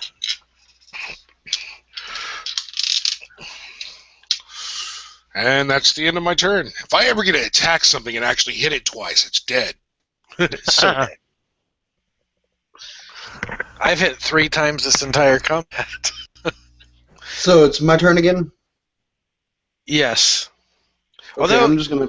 did I skip Andres last time? Yeah, that's what I thought. Yeah, so jump on in there. Speak up next time. I'm forgetful in my old age. Okay. So now, you said we have still 4 Warforged, right? 4 Warforged and one of the canines, yep. Okay. If I have any one of the Warforged closer, I will try to approach them first. Okay. I will do, and I will try to attack the first one. And that roll will be a 19, which for me is a critical, since I have the champion feature. Oh, nice. And that damage will be 4d6.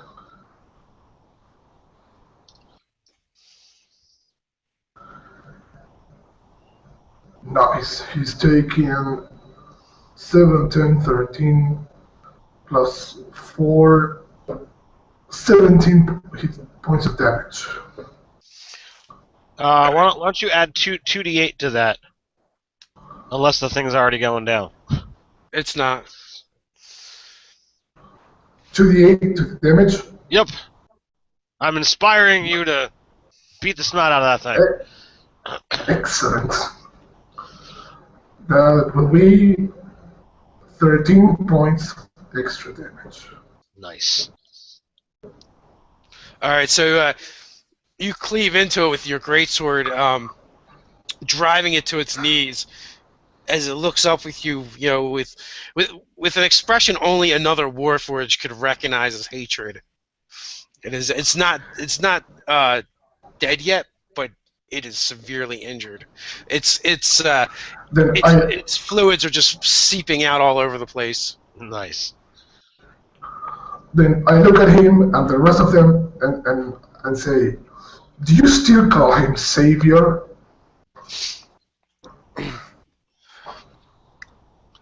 For the Lord of Blaze, we will fight to the end before we suffer the yoke of the breathers again. And you have another attack if you wish to use it. You're right, thank you. Bring him down! I will finish the motherfucker. Slay them all. Yeah, I guess he's gonna be dead now. I'm going to change this from rated PG-17 to R now.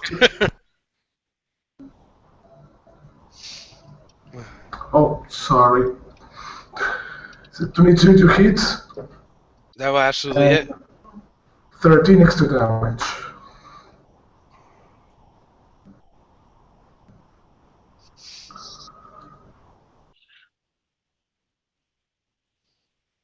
Now he's down, 13 points of damage. Oh yeah, with that you can describe how you finish him. I cut his head half.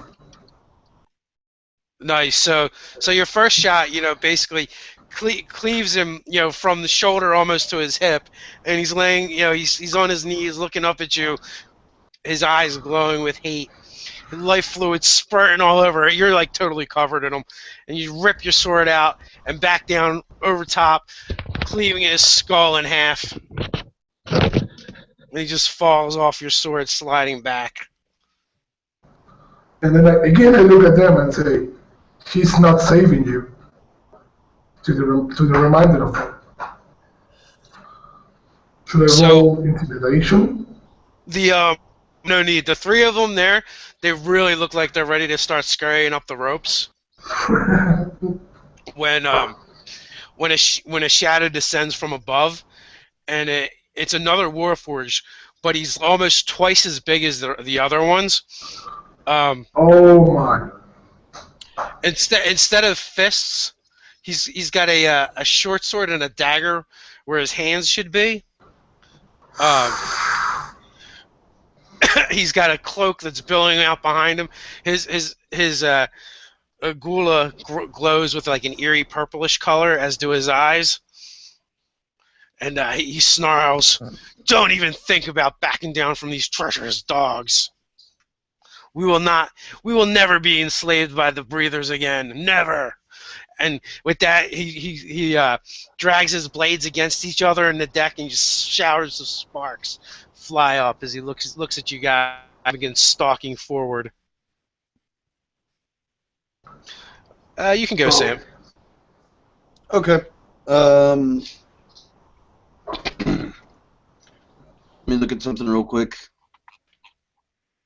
I'd like to Ray of Frost the spark part where he was going to land on the deck of the ship.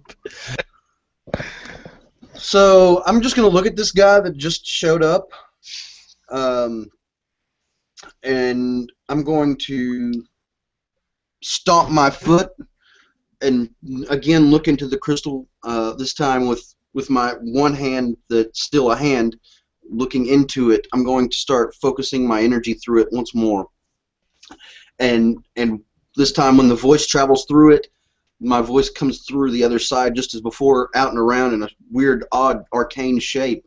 And then at his feet, I'm going to start forming some rock with my voice around his feet. And basically what I'm doing is I'm casting Hold Person on him. Okay.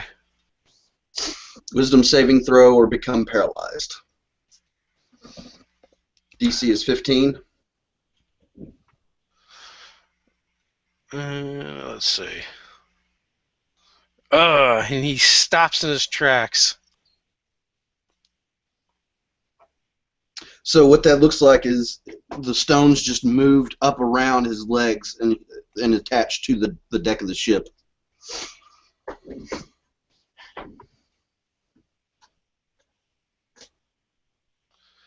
And all right, so with that, the three Warforged that are remaining, they actually convey on Andres because he's right there in their face, kind of. They seem to be ignoring the rest of the crew to go after the Warforged traitor. Great.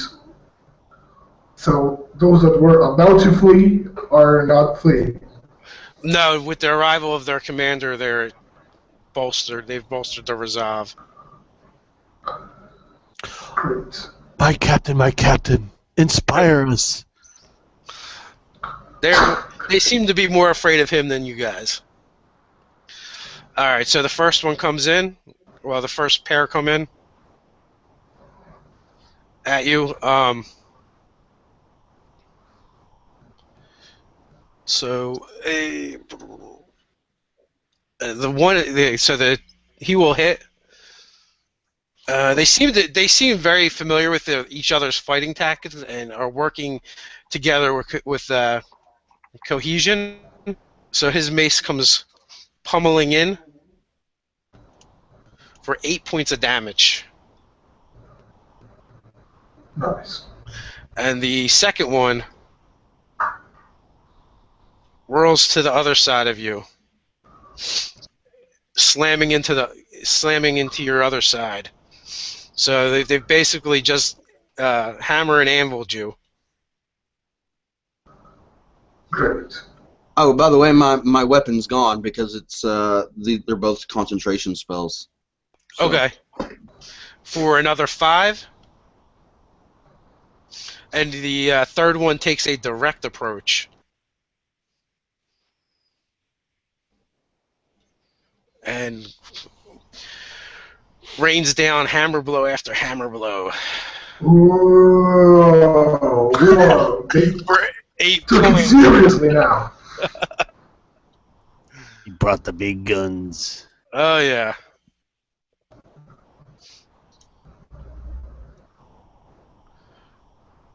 So, now that all the war forces have gone, the leader... So, on his turn, Sam, does he get a chance to break free? Let me make sure. Trying to find it right now. I'm pretty sure he does. Most spells do give you that opportunity. All right, so on the next turn, he will break free. But this turn, he has no actions. And you guys basically see the 3 remaining Warforged descend upon your companion, Hearthstone, and just totally light him up. Is he down? That's a good question. I don't What think so. was the total damage? The total damage was... I got the first hit, but the others. I believe it was... the last one was an 8. 8, okay. And the second one was 5. So you got now 3 times.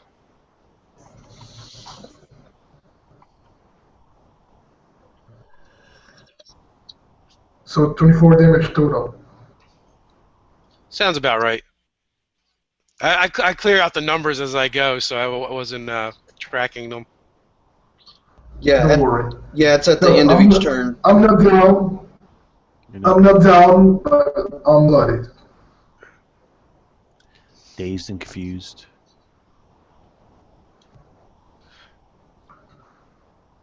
All right. Brock went.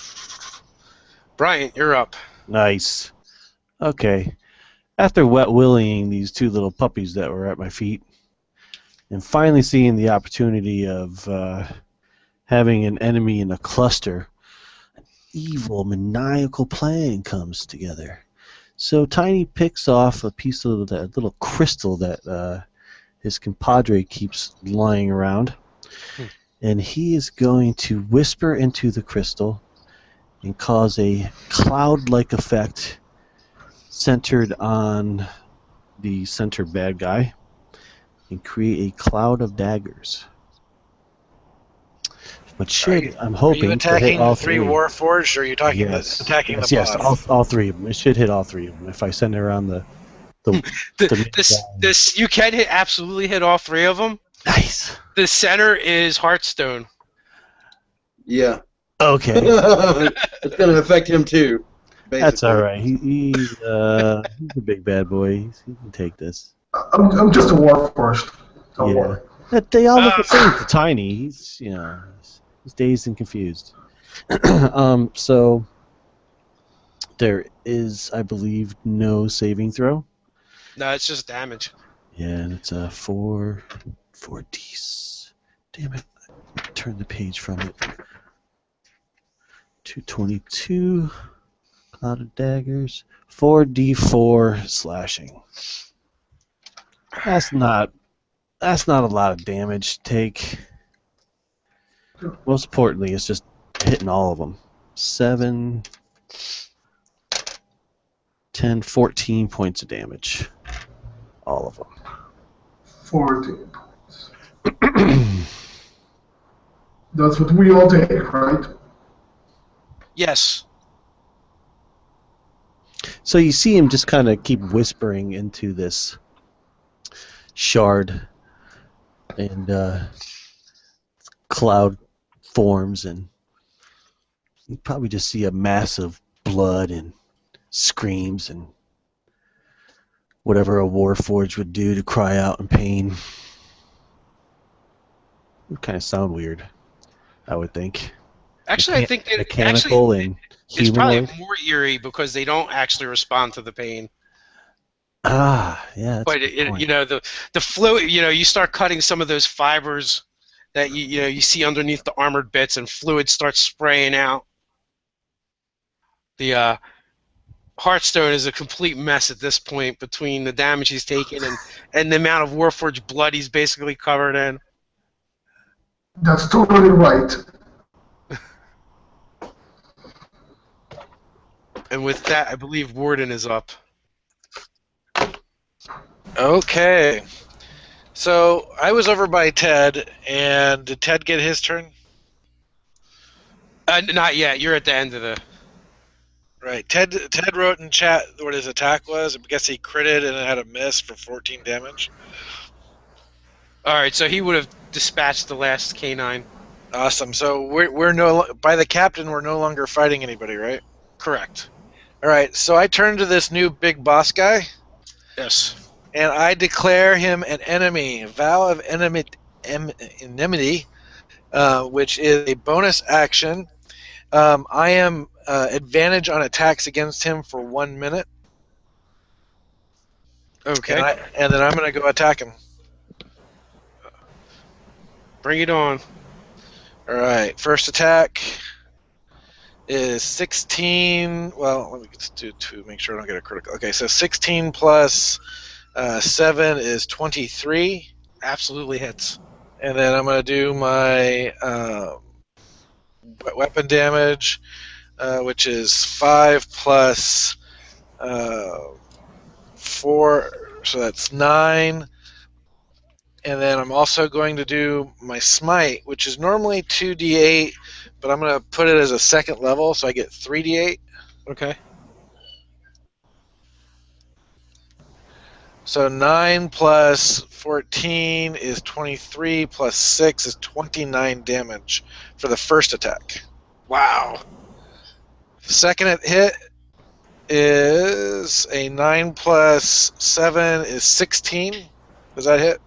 Does not. He manages to get up on his longsword blade. Okay. Stop it. All right, that's the end of my action. My little guys are running around picking up bolts and stuff and giggling. Okay, so Ted's character is shouting out orders to the crew. Josh, you're up. Okay, does anybody know what oil of slipperiness does? Oil of slipperiness? Yeah.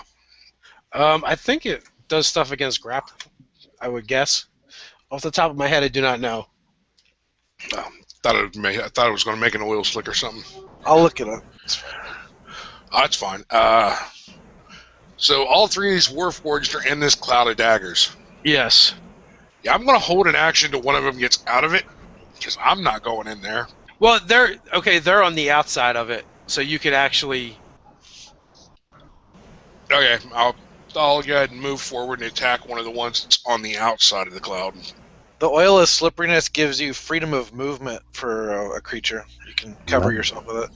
Okay. I have this disturbing image of your character oiling himself up. That needs to go away. And that's going to miss. So he'll go ahead and try to attack again.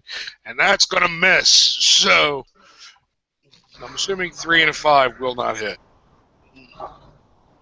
No. So, yeah, he jabs at this guy twice and just completely misses. And now he's rethinking his life. You're supposed to use the other end of the rapier.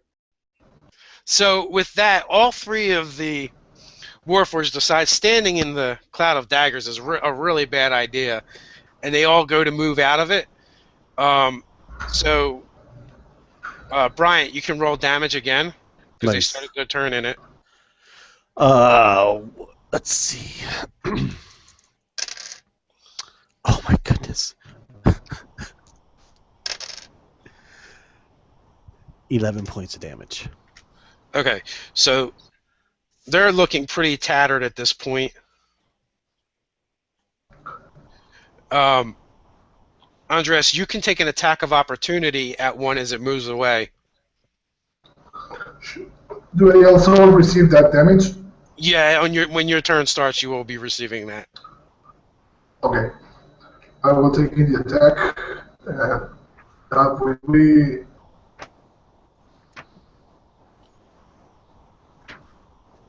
okay. Now coming up is 17 plus 7 to hit. Oh yeah, Yes, you it absolutely is. crush it.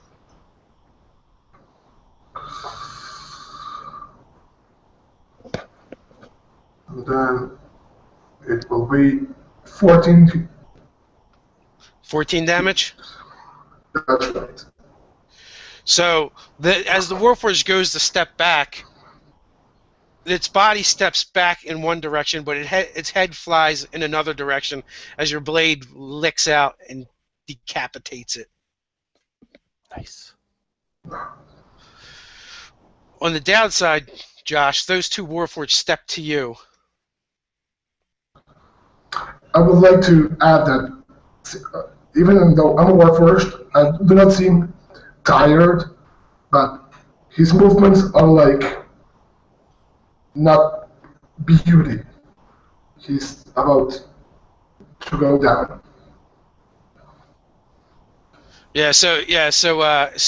Heartstone looks really bad, and kind of his movements are kind of jerky and not looking so great. I'm back. Ted, your attack finished the canine, and we have three Warforged on Andres, and we have a new boss character we're fighting. Oh, lovely.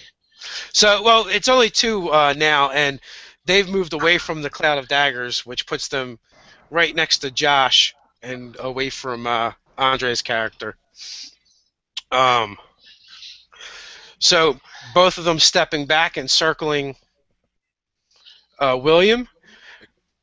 They're kind of smile. You guys need a lawyer? They just look at you blankly. Their warforged faces have no emotion on them as they begin raining in blows, blow after blow, with their mace.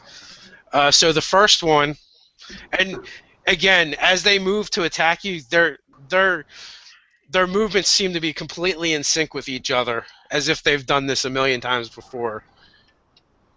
So the first one hits you one time for 3 points of damage. And then he swings again.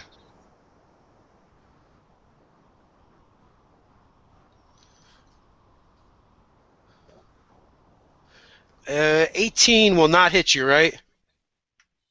18 will just hit me. Mm-hmm. Oh, 18 will just hit you. Okay, so another one just barely gets in beyond your defenses for another 6. And then the other Warforged from the other side completely misses you, but he did his job by distracting you. Oh, what he was really doing was setting up that shot. Oh, God.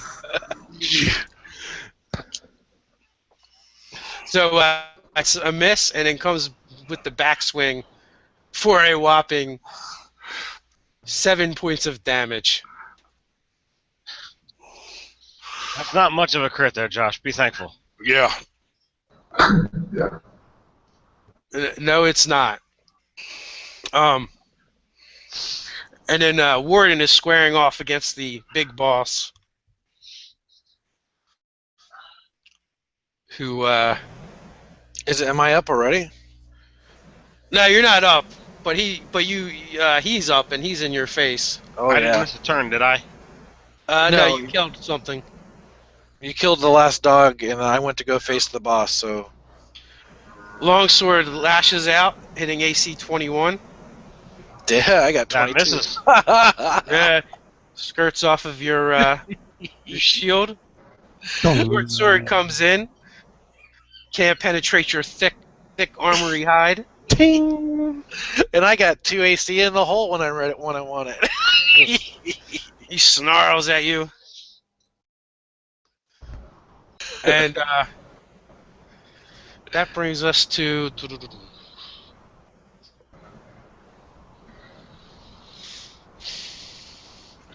Josh went.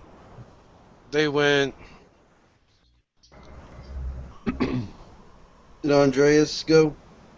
What is his AC? What is he at? You know what? He never typed this in the chat. That's why I It's miss him. 15. It's 15. Okay.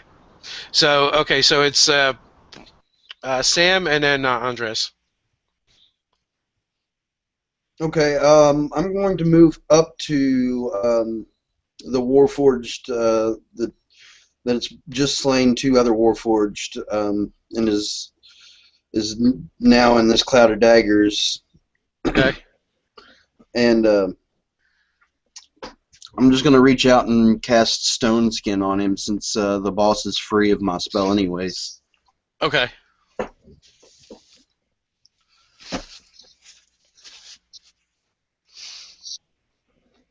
And that'll heal my ward for 8 hit points. So you see 2 more crystals form in my armor. okay.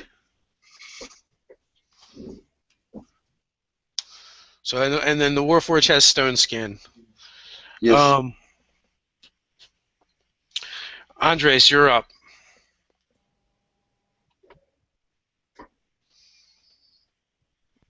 You're muted. By receiving the damage that was spent before, I'm awfully damaged. Now I will step away from the cloud of daggers. First, Don't forget your second wind. don't forget what, sorry? Second wind, fighter level plus something. 17. I don't know. That's what I was. 17 extra health on a That bonus. was the next. Yeah, that was the next step I was going to take. Besides, my uncommon magic item is called the Period of Wand Closure, which lets me double the results Oh, nice. when I'm healing. So that will be then. Let's see. Nice.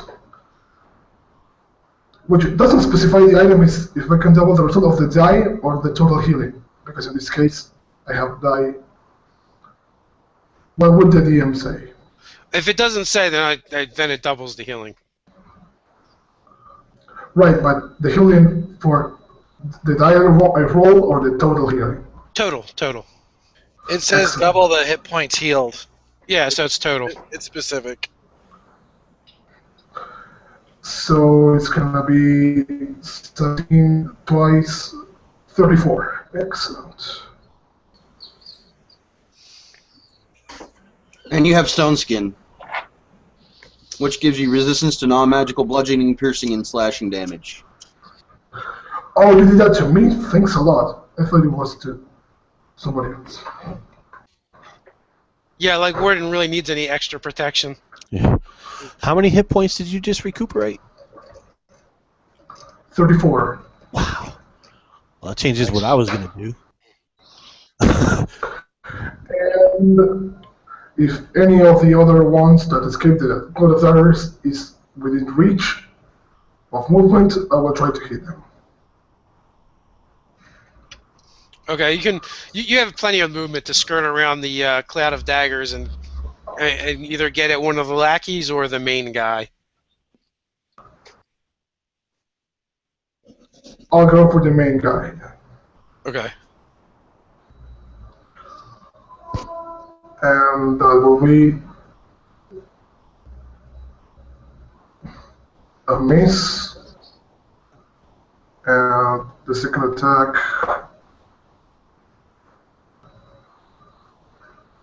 16 plus 7. I guess it hits. Yes, that will hit. Right.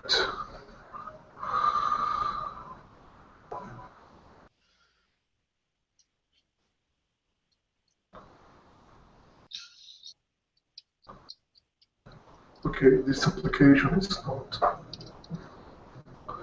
And that will be for 13 points of damage again. Okay.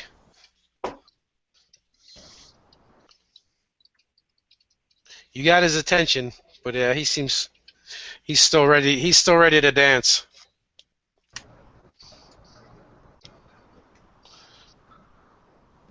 That brings us to. I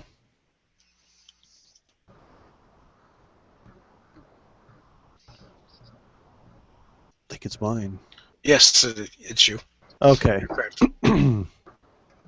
So, Tiny's standing there and sees the cloud of daggers devastate not only his enemy but his companion, and flashes back to the destruction that his tinkering caused before. And he reaches into his cloak and he grabs a couple vials of potion that he was going to use to heal his friend up, but he just somehow escapes the cloud and all of a sudden becomes super construct man and heals himself and just screw it, and decides that he's going to cast his most powerful spell of the day.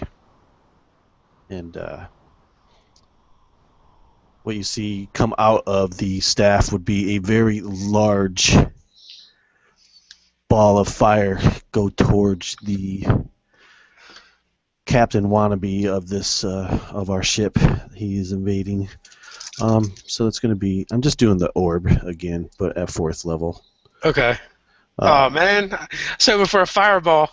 I was afraid it was a fireball. I'm like, Fire oh my. around this whole time, but I'd be like, I'm gonna burn my ship down. I could have burnt that other ship down, but it would have crashed on my head. So I've had to change my whole. Are you attacking their boss, Edward Scissorhands? Yes, you know, and I was gonna reference Ezra Scissorhands earlier again. That's funny. Okay, so 7, 14. 14, that's 17, 20, 22. Oh, wait, I gotta make my attack. Duh. And that's going to be a 19. A 19 will hit. Nice.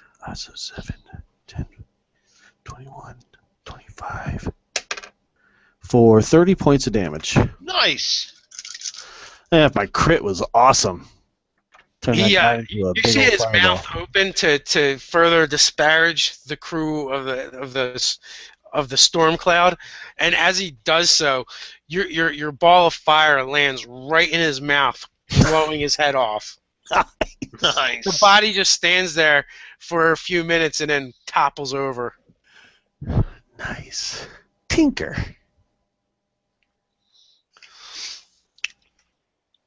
That leaves Alex, right? It does. Well, And there's 2 beat up. I'm a little discouraged. All right, I'm going after those guys. All right. They throw down their weapons and plead for mercy. You're wiping brain matter off the front of your face. Do we have any form of bindings? You probably can come up with something. What's the ship doing now that we've destroyed its captain? It is dropping back. You can see there's still a bunch of them on it. It's still crewed heavily. Oh no, that is when I would drop and rain hell upon them. Wall of fire, fireball. I would just light their asses up without escape, without remorse. I take them into custody, and the authority on the ship is the captain. And I let him decide what happens to him. Well, I'm not gonna, kill someone who surrendered. That would totally be uncouth. I have Beep, Bop, and Boop run 50 feet of rope around each one of them so that they're full, like cocooned in rope. And in fact, before he gets to do that, I'm going to literally try to throw one of them overboard. I will attempt to stop that. All right, we'll roll initiative against each other. Oh no. See who acts first. I'll get in on that. 11. 14. That'd be an 11 for me. 14 from the Warforged.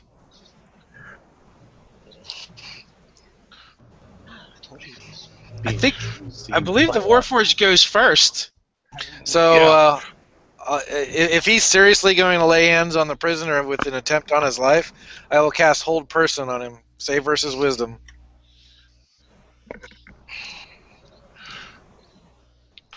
That's a 16 on the die. And I don't think I have a wisdom modifier. So yeah, just 16. My spell save is 14. Yeah, so you feel the magic try and take hold, and you just shrug it off. So I will take my. You trying to cast on me? I will take now, my. now. Let's not I will let's take not my draw swords and spells against each other. I'll take my second attack and I will grapple him. Well, technically, you don't get a second attack if you cast, but you can interpose yourself Don't between I, him and the Warforged. Aren't they just actions? Yeah, So if I but get 2 attacks, why don't I get 2? because a spell takes your full action, Oh, okay. Yeah. but All right. attacks actually combine to make the extra attack into an action. All right. Otherwise, the Geomancer would be a lot more badass. Yeah. All right. They just tried to kill us. Why don't we kill them? Because that's uncivilized. Interrogation. Knowledge is power. I can move So- between him and the prisoners. So I physically So move you between choose- him and the prisoners. So you choose to let an enemy that would kill you live to come back and try to kill you again another day. We're Yeah. not letting them go. They will be interrogated They will be Tinkered tried with. and convicted. and set on fire. And They are prisoners of my ship and my house. wait, they're going to be tried? In that case, I walk over to them, pull 3 cards out, and say, "Here you go. if you need a defense attorney, call me." You know, you're right. It's a much better lucrative property to let them live. You're excellent. You can get paid for luring them and then get paid for taking them out later. At this point, the commander Harrison would step in and say, "You heard the captain."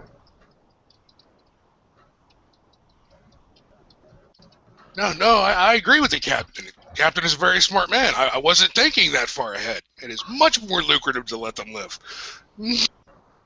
So, you know, as you guys are kind of hashing this out, the ship that is Burning on fire.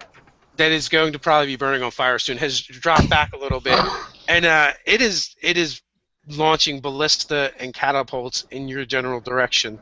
Oh well, hell no! If they're gonna go away and attack, how far away are they?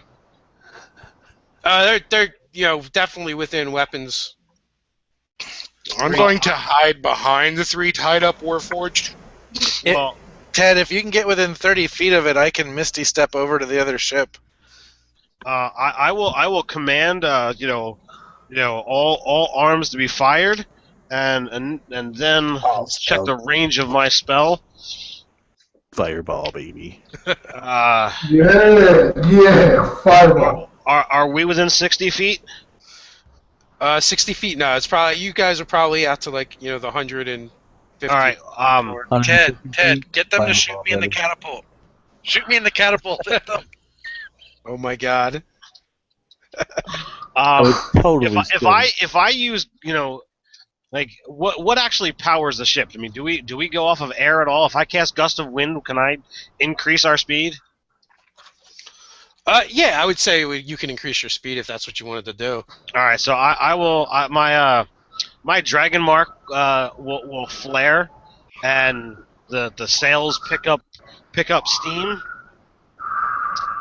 or pick up the gust, and we begin heading off in their direction. Picking up on the captain's cue, Sharn. Oh, you want to go towards them? Oh yeah. Okay. Sharn Well, simply. okay, so that's a little bit different because you actually have to turn the ship. Oh damn. At 150 feet, my fireball will reach him. I'd like to roll that. I'm climbing into the catapult because it's mounted in the rear of the ship, It is. and so it can. If our rear is facing them, then I can get launched over to that ship. And I can, Nice. if You I do miss, have your featherfall charms, right? and I also have Misty Step. So if I get within 30 feet of the ship, I can Misty Step and then land safely on the ship. If you're in the seat, But I if you're pull the the only lever. one over there, you're gonna get overrun. No, I won't. Okay. As a fireball, you're floating in the air as a fireball goes off. All right, so let loose with your fireball. Okay. I don't have to attack, do I? This whole time, though, No, you have to roll damage. Okay, that's hearing the captain's orders and such, my character Shard, he will be just launching ineffectual bolts of fire, and the way that looks is he's just channeling some of his armor into molten masses and launching them forward. Is it within range of your spell? It is not, so it's just falling short.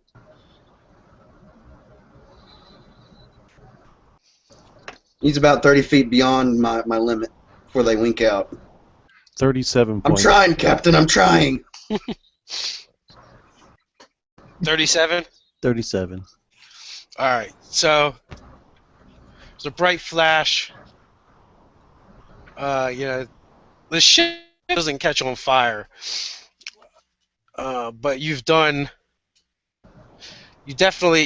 anything on deck would have taken some damage.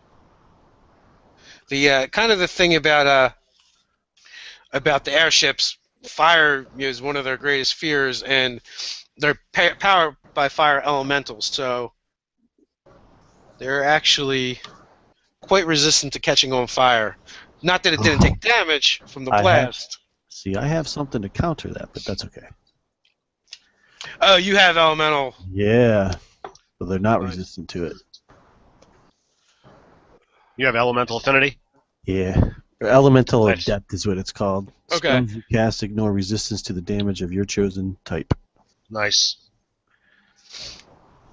And on my damage die, which I forgot, ones could be treated as twos, but that's okay.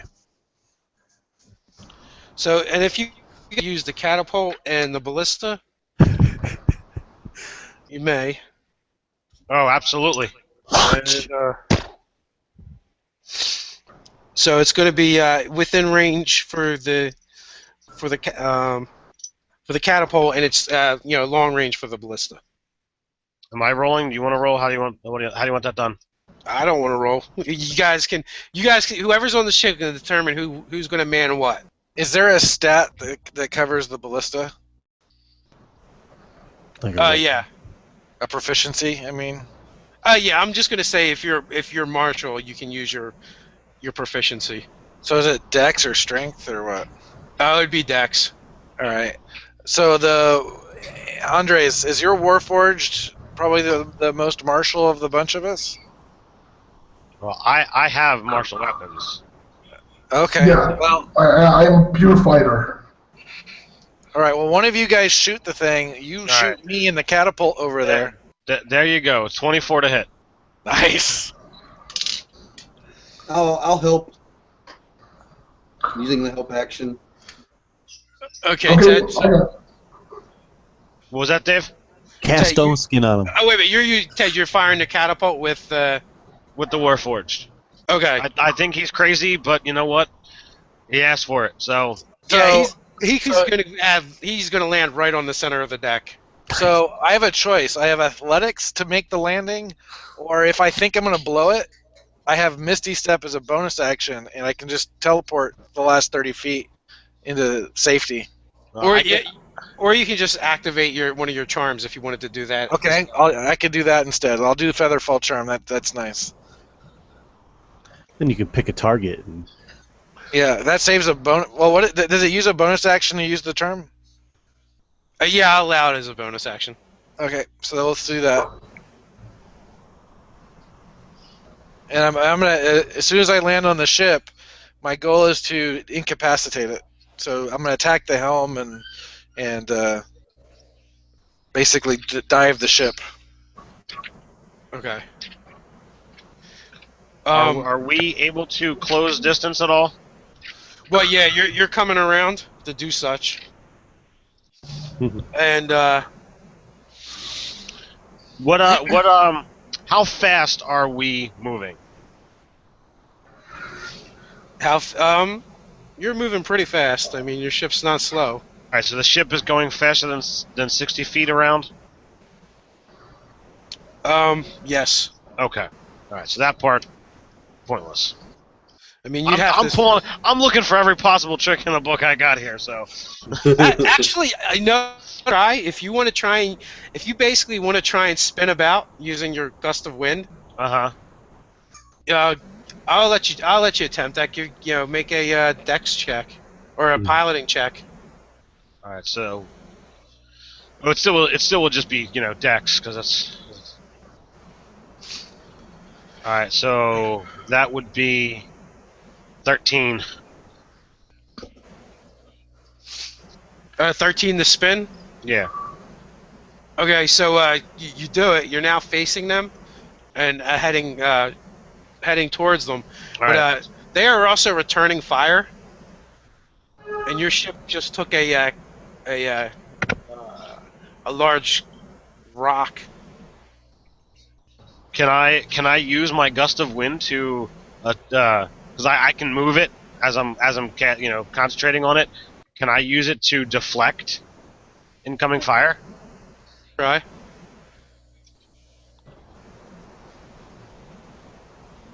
How do I try? Roll a d20 like anything else in this game. 9 plus what? Your proficiency bonus and your dex. All right, so that's a 15. Okay, so you do manage to deflect it slightly, so you turn it into a glancing blow, so you're only going to take half the damage. Nice. Does that count as an attack on all of us? It's an attack on the actual ship itself. Damn. Totally gonna mega there. What were you gonna do? I'm just gonna put the shield up, cast fly on myself, and go to battle. That's a big ass shield. Well, at least on myself, I'm being attacked. I can, according to if I'm being attacked, I can cast it as a bonus action or a reaction, and it's gonna cast fly and fly to the other ship. So you would have taken 55 points of damage to the ship. Okay. So now, but instead, it's going to only be 27. Question we have to ask ourselves is: how many hit points does our ship have? Dun dun dun. That's the question. I don't know. The DM has not yet revealed that information to me. It'll be better. It's better if it's a surprise. Yeah. It looks like you could take a couple more shots like that. I don't want it to. But everybody on that ship make a dex check. Acrobatics or athletics, whatever you prefer, as well. DC 15. Does having being short of stature help? Lower center of gravity. Only if you roll well. Would that be 27 on acrobatics? Oh yeah, easily. 15. Do handstands if you want. Yeah, I don't make it, Dave. I got For me, it's a natural 9, 20. so I'm prone. Yeah, so anyone who didn't make it, just basically when the ship gets hit and gets rocked, it rocks and they fall down. Let's go to Warden on the other ship. All right, for Breland. So you appear in the center of a bunch of Warforged. You see, one is at the helm, about 30 feet away from you, but you've got about a dozen Warforged soldiers in your way. Okay.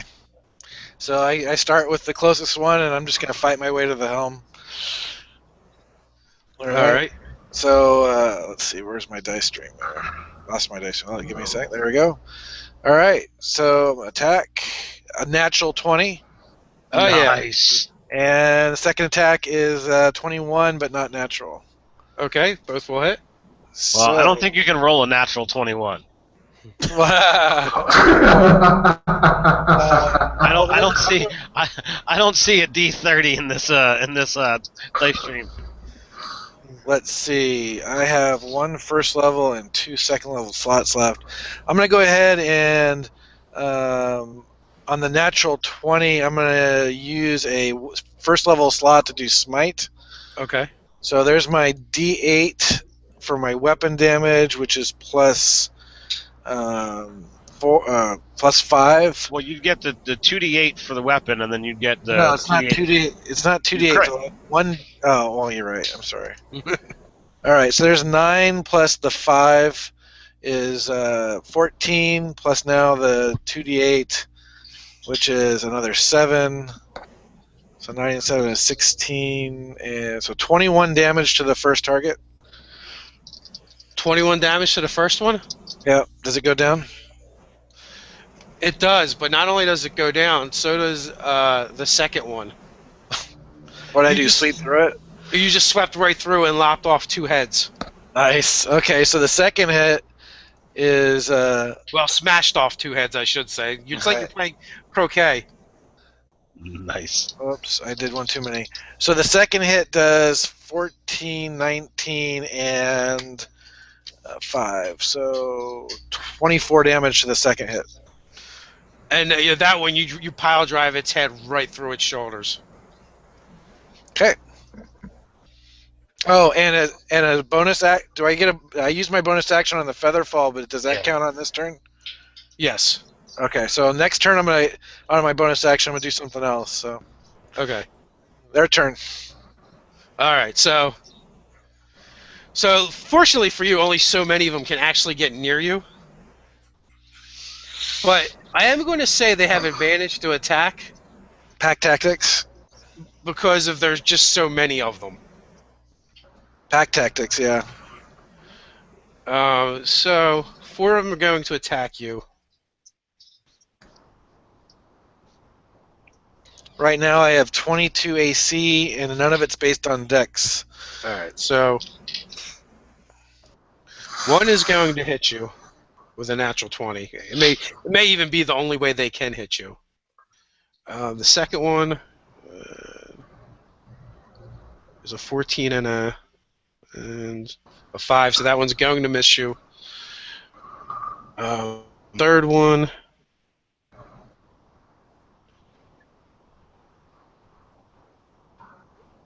Again, misses.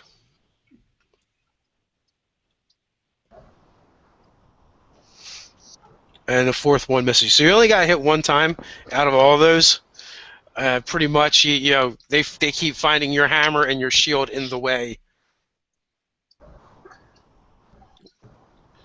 But you take a whopping 5 points of damage as a thin blade of a scimitar slices at your through one of your soft spots. All right. Do you guys remember where the counter was? Was that on Dice Stream? Yeah, there it is. All right. So 5. All right. There we go. Cool. What would you like to do now? Another round of combat, or let these guys go? Should we guys go? You see that the ballista crew seems to be taking aim, and the catapult crew is loading up again. They're gonna attack Ted's ship. Yes. Are they closer that I could attack them the next turn? Yeah, you're kind of surrounded. I mean, you can try and push through. So no matter what, I'm gonna have to fight through the mob before I can get to any sensitive part. Yes. Okay, well, it doesn't matter. Can we return fire? You can. Although this round you'll be reloading the catapult. Okay. What about individual actions? You also can take individual actions. You can fire the ballista. Someone can fire the ballista. What about casting a spell? You can cast a spell. Yep. Yeah. I'm gonna. I'm gonna be launching firebolts What's the range right every now? round. They're within 100 feet now. So I just kind of take my staff and whirl it around my head, and then my torso, and then my feet, and this vortex of wind kind of traces past my staff, and all of a sudden you just see him take off towards the ship, flying away. That would be that round of action.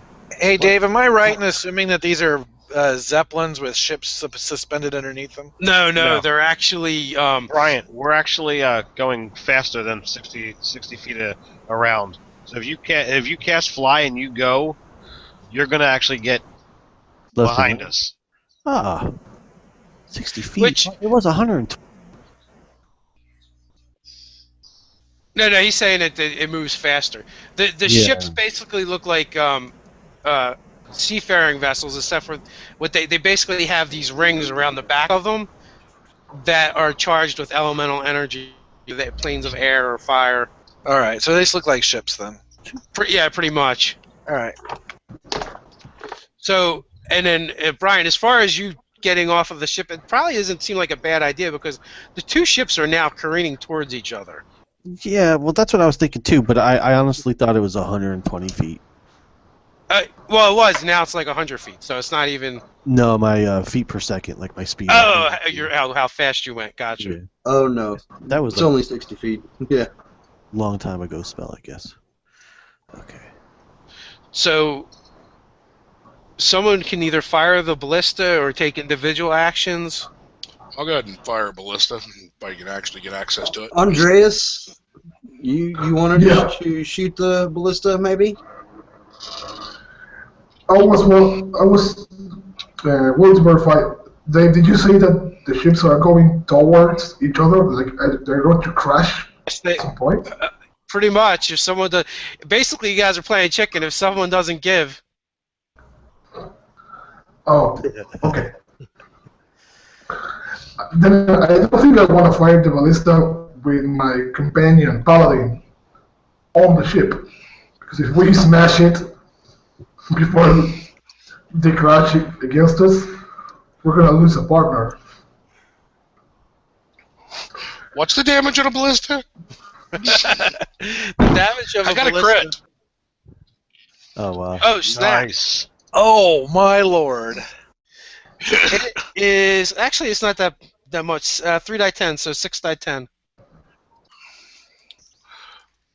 Is it to the enemy ship or is it to somebody To on the the ship. enemy ship? Yeah, but Did that's it. twice, right? Yeah, it's been hit more than once. With the crit, it's 6 die Yeah, 10. yep, twice. 6 die 10. 24, I think. Well, you're short dice. Yeah, you need one more. Oh no, it's there. I missed it. Yeah, they're all there. 6 die 10. 2, 2, 3, 8, 6, 7. Oh, 28 I didn't damage. see the 7. Suck Okay. at math. Alright, 28 damage, Dave. All right. So the ship is taking. I'll be at the helm so that I can veer at the last minute so that we can be able to launch actions broadside. Okay. Well, they're also firing their ballista. Oh! And it goes wide. You guys rocked it with your shot, sending theirs into the air. I'm going to fire firebolt at it. I got a crit, so it's going to be a 4 die 10. Are you attacking the So- ship or are you attacking the I'm attacking people? the ship itself. Nice. So that's 37 points of damage. Okay. So, So, Your ball of cantrip molten is more energy. than the ballista. Does anyone else find that funny? well, it only takes half. So you strife it with your firebolt. No, he's got elemental adept. No, that's Bryant. That's Brian. Oh, I thought that was Yeah. Brian who said that. No. Oh, yeah, I'm not an elemental adept at all. So the ship is looking kind of bad now. I'm just a guy that found a book. It's on fire. Let's jump back over to the ship and Warden. Okay. So I'm gonna attack the next guys in front of me, screaming a battle cry. Well, hold on 1 second. Give me an athletics check or an acrobatics check, and they're going to do the same. Athletics 18 plus 6, You're fine. 24. Okay. And let's see. Hold on 1 second so we can see. Oh, no, clear that.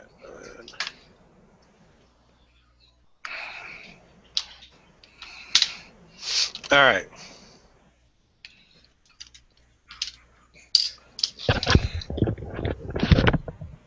So, four of the Warforged are on the deck. On the prone? Yes. Okay. So I can attack? You may attack. I'm not sure of what the arrangement is, but if there are prone people at my feet that are easier to hit than the ones facing me, I'll hit the easiest ones to hit. Okay, you do have some of those, so you can roll it with advantage against those. All right. So okay. So I have a 5 plus 7, so that's a 12 for the first attack. And that will hit. And I have a critical for the second hit. So the first hit is 4 plus 5 is 9, and then I will use a second level slot. Whoops, I don't know why that's green. Oh, I clicked it, that's why. Alright. So 4, 10, 11, 12, 13. So 15 to the first hit. You totally just crush the skull. And the second person I hit is the critical. So it's 9 plus 5 is 14. And then I am stuck using a second level. Well, you know what? I'm just going to... Do these guys look hardy? No, they're not nearly as tough as the ones that landed on the ship. Alright, so... Alright, I'm lost. I should have cleared it. So at 9 plus 5 is so 14 to the second one. I'm gonna save the spells. I'm gonna save the smite since. All right, you cave in its chest. All right, Alex, have you taken Resounding any thud. damage? I took just 5 damage, so I'm at 62. I have a counter up on my screen, okay, I so see if you it, want, I see you can. it. And I have 35 points of lay on hands, and I still have jeez. two second level spell slots, so I'm good. Wow. I also have a spell that I'm. If these guys start landing blows, I'll put up a shield of faith and get 2 more AC, and they'll never touch me. So I'm good. I've got to I think- go. Sorry, Oh. guys, I got to go. I'm just typed in what Shard will be doing on the ship. All right, That's pretty take it easy. easy, Sam. Later, thanks. Good gaming with you, man. Later, You too. Sammy.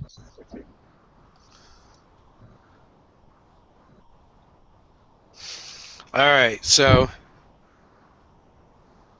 with that, they get to attack you now. The helmsman screams, "Stop him! Stop him! Kill the traitor!" And How many people were actually in the whole mob in front of me that's stopping me from getting to the helm? There's about a dozen of them that have been converging on you.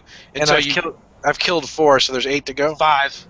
All right. You slaughtered 5 of them. Okay. So, this 8 converges on you, and the first one misses. Second one misses. Third one misses. Oh! No. I jinxed it.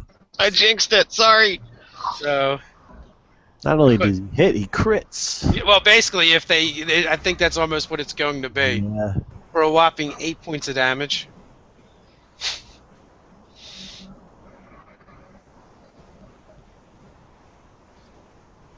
And, You said 8? yeah. Yes. So that's 6, so 54. All right. and a miss again. Ah, Another stream. one. I thought you said only 4 could attack him. No, 8 of them can attack. It's just the last time. Oh, okay. I'm trying, man. I'm That's trying. fine. For 5 points of damage. Okay. They're polishing his suit of armor. They're not hitting him. Yeah. Most of them are. So, you get absolutely swarmed, and they're still barely able to touch you. And so going back over to the ship, the catapult is loaded again, and the ballista is being loaded this round. All right. How close are we now? Well, you're definitely at the point where someone's got to say chicken. If you not wish to collide. Well, what kind of action does it take me to steer the ship? It's going to be a piloting check, and it's going to be an opposed piloting check. If you're trying to avoid being hit, and they're still trying to hit you, the front of the prow of their ship is a giant spiked gauntlet. So if Ted decides to veer off, right, he's going to have to pick a direction, Yes. and the other team needs to pick a direction too. Well, they're not veering off. They're intent on ramming. Yes. Okay. All right. Well, I got a 12. All right. So D20 plus 3.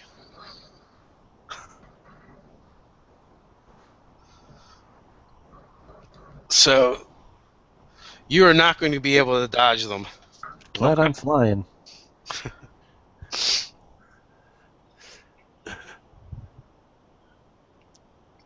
So now they get to make an attack roll.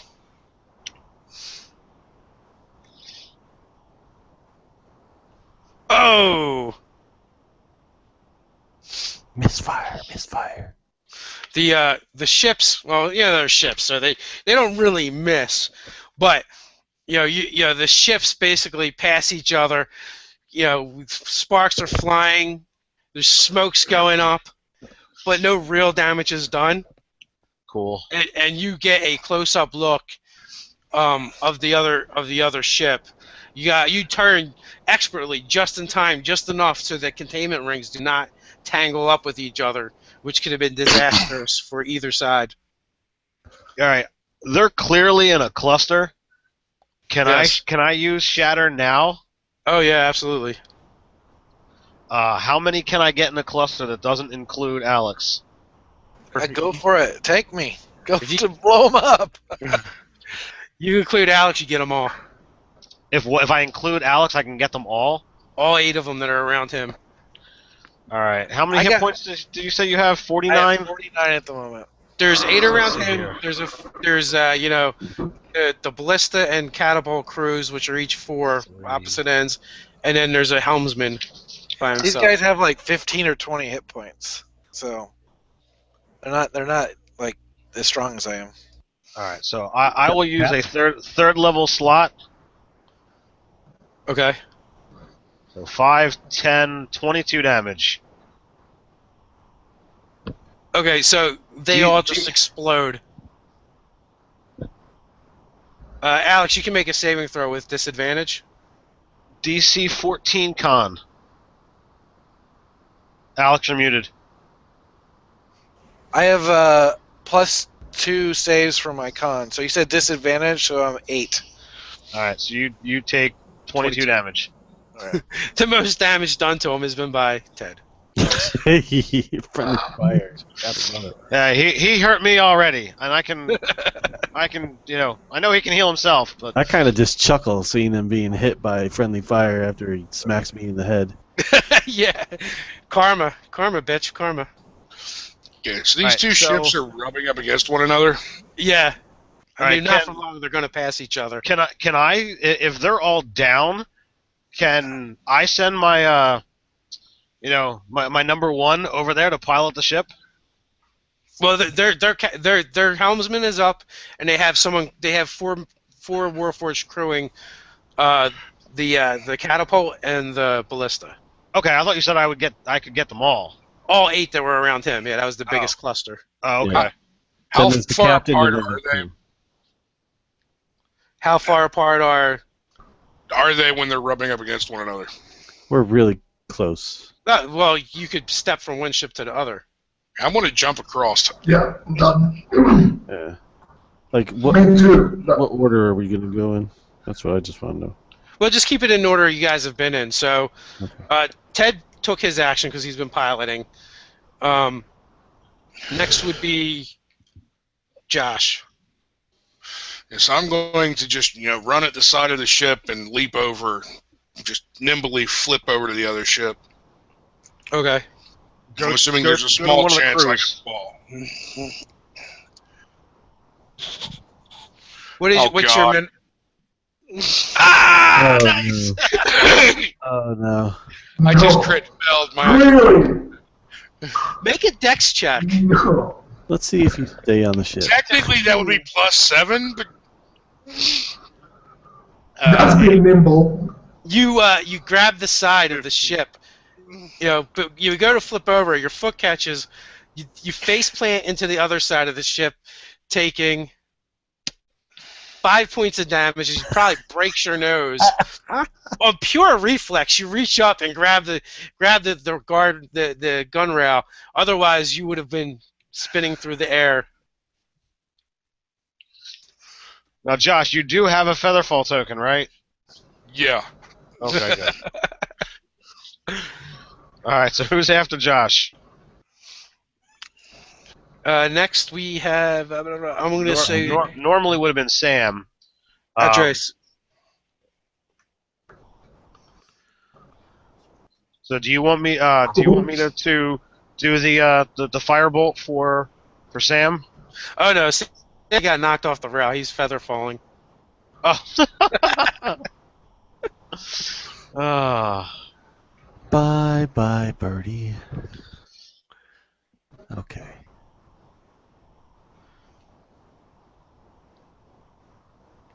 Andres, you're up, right? Yep. Oh, sorry. I thought somebody was going to do the same action. Is there any place on the ship that there's a rope that you can grab to make a secure leap or something like that? It's actually it's real easy to roll get a one. across. Yeah, you can use athletics if that's your better score. Oh, okay. Just don't roll a 1. Let's see. Well, 12 isn't enough, I think. Yeah, that's plenty.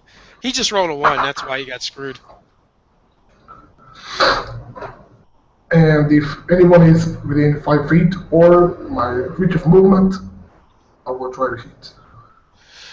You could either move towards the helmsman and try and take out the helmsman, or you can go after one of either the catapult crew or the. Go after one of the crews, please. Yeah, I will hear the captain. I will hear the captain because I take orders from him. Okay, so the ballista crew, that's the one that's closest to you. Right. I will attack the first one I can reach with a 18 to hit. Absolutely.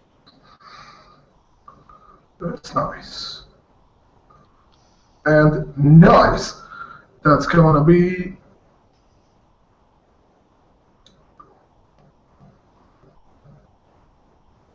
15 damage. Not 25.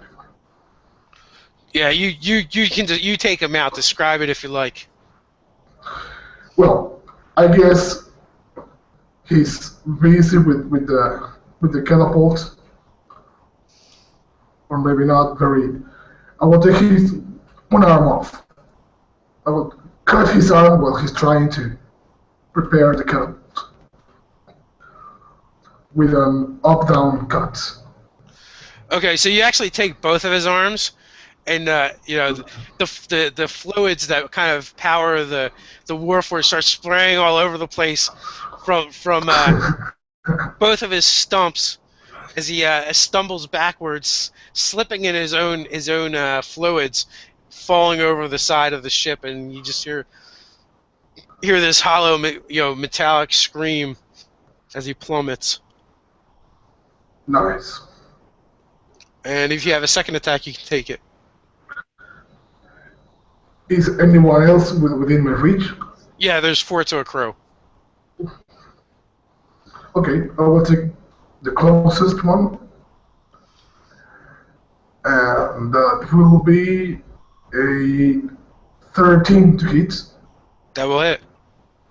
Excellent. And that will be 7 plus 4. 11 points of damage. It's just enough to bring him down. Nice. You see, you see his eyes, the light in his eyes just kind of flicker and then go out as he kind of deactivates. As a Warforged, you know that he's not dead, but he's inert. Okay. I see that. I will tell him. You are blind.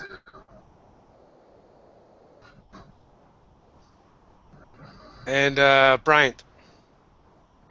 Okay. So I still have fly going. You do. So at 60 feet, I'd be pretty much a blur from deck to deck. Just flying like a bullet towards the captain. And upon reaching the captain's deck or whatever he is on, that's what I'm thinking. He's kind of like perched up. Is there a captain that I didn't hear about? The helmsman. Yeah, There's the helmsman. Okay. He's at the helms. It's kind of like an elevated position. Kind of. Yes. That's what I'm picturing. Okay, so flies over, lands on the deck, and with a very loud, booming, thunderous voice, he wraps his staff on the deck and says, "My ship." Cast Thunderwave. Nice. Yeah. So hopefully, it's going to be my last second level spell. So I'm empowering it a little bit. And 16, 17, 18 point. Oh, 8, 9, 10, 11, 12, 13, 14 points of damage. Okay, so 14 points of damage. What's the save on that? Is that a con? Con. Yep, con. DC 17. Alright, well, he totally just withstands your thunder wave. Oh boy. It doesn't move. A 19 on the die, plus whatever its con is. Yeah, so it's a 20. Yeah, I wasn't budging him. Big old ugly construct. And with that, we are at Warden. All right. So my understanding is that Andres is attacking one of the weapon crews. Yes, at the front of the ship. I'm gonna go and attack the helmsman if he's still up. Okay, barely. You have a clear line to him, as all of the Warforged near you were knocked about like bowling pins. So I go up to him, and before I land my first blow, I say, "Surrender or die." I'd rather die. Okay. So 9 plus 7 is 16. So describe how you destroy him. So I'm attacking with my warhammer in a strong overhand sweep, landing the hammer into his brain pan. Vital fluids squirt out of both the dented part of his skull and also out of his ears, and he collapses to his knees, stops for a second, and then collapses to the ground.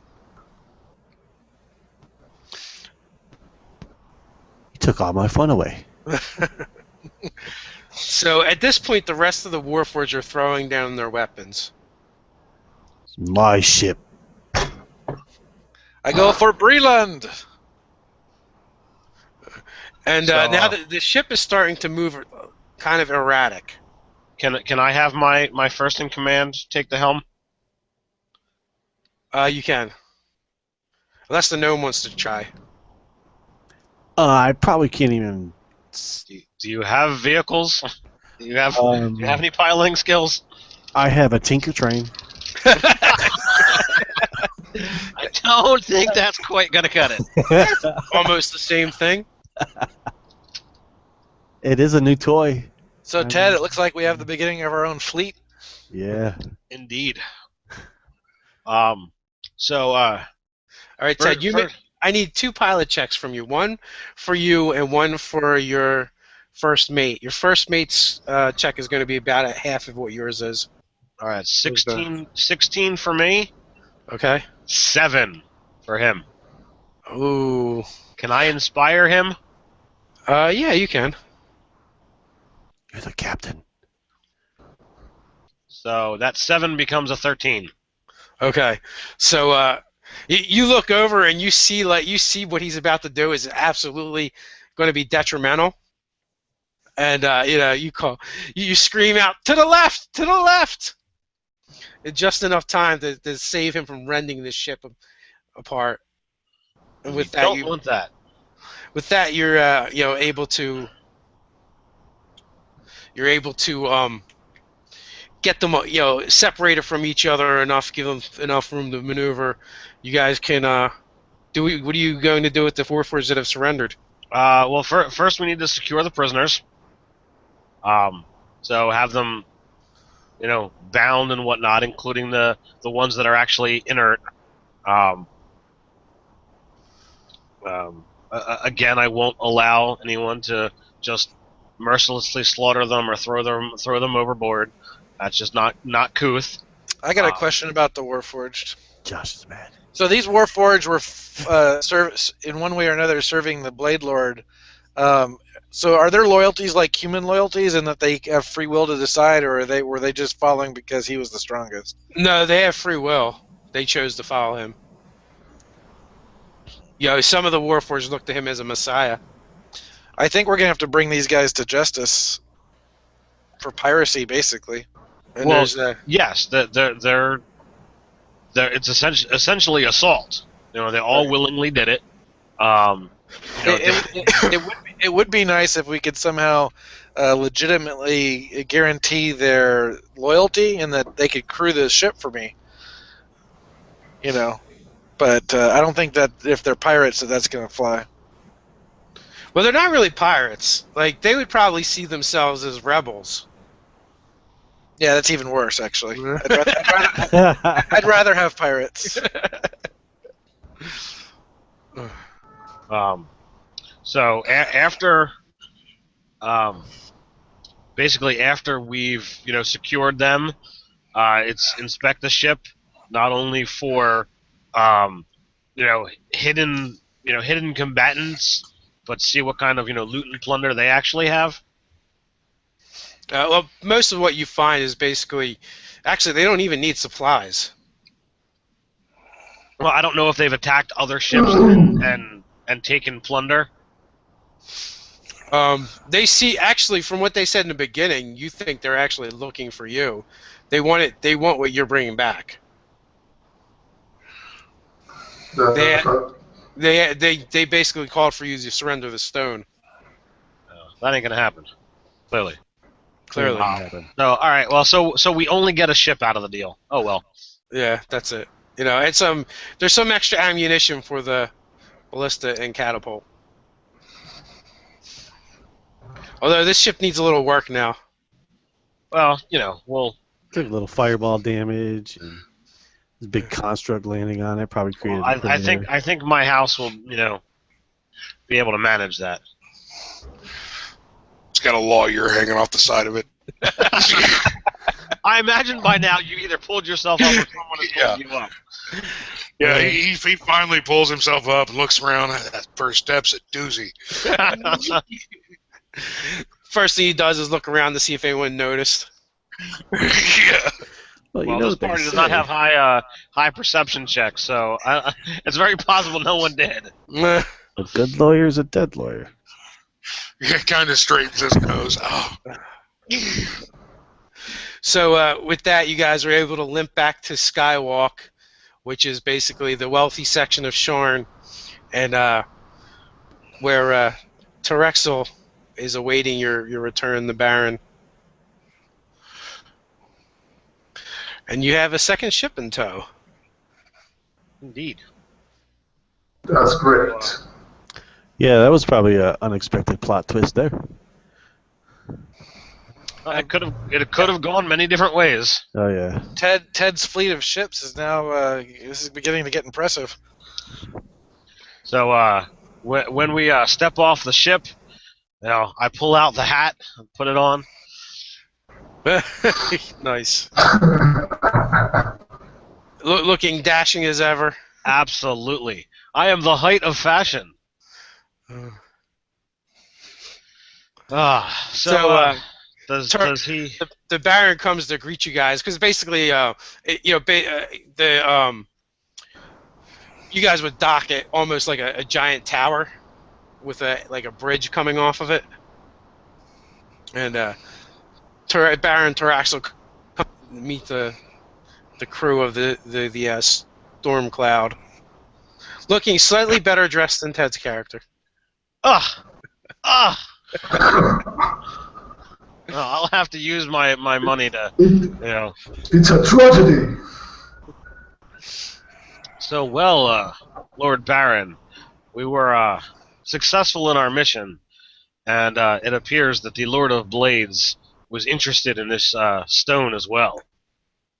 I see. That's kind of troubling. Do you know anything special about this particular stone? Of course I do. That's why I sent you for it. I present the 6 prisoners we've taken, all bound in rope. I think you're up to 9 prisoners. Oh, I really? think so as well. Oh, okay, I miscounted. There were 2 from the original ship. He's like 1, 2, 2, 3, 4, 4.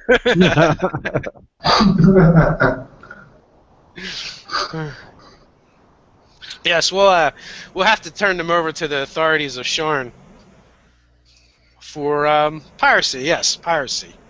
I think that'll do nicely.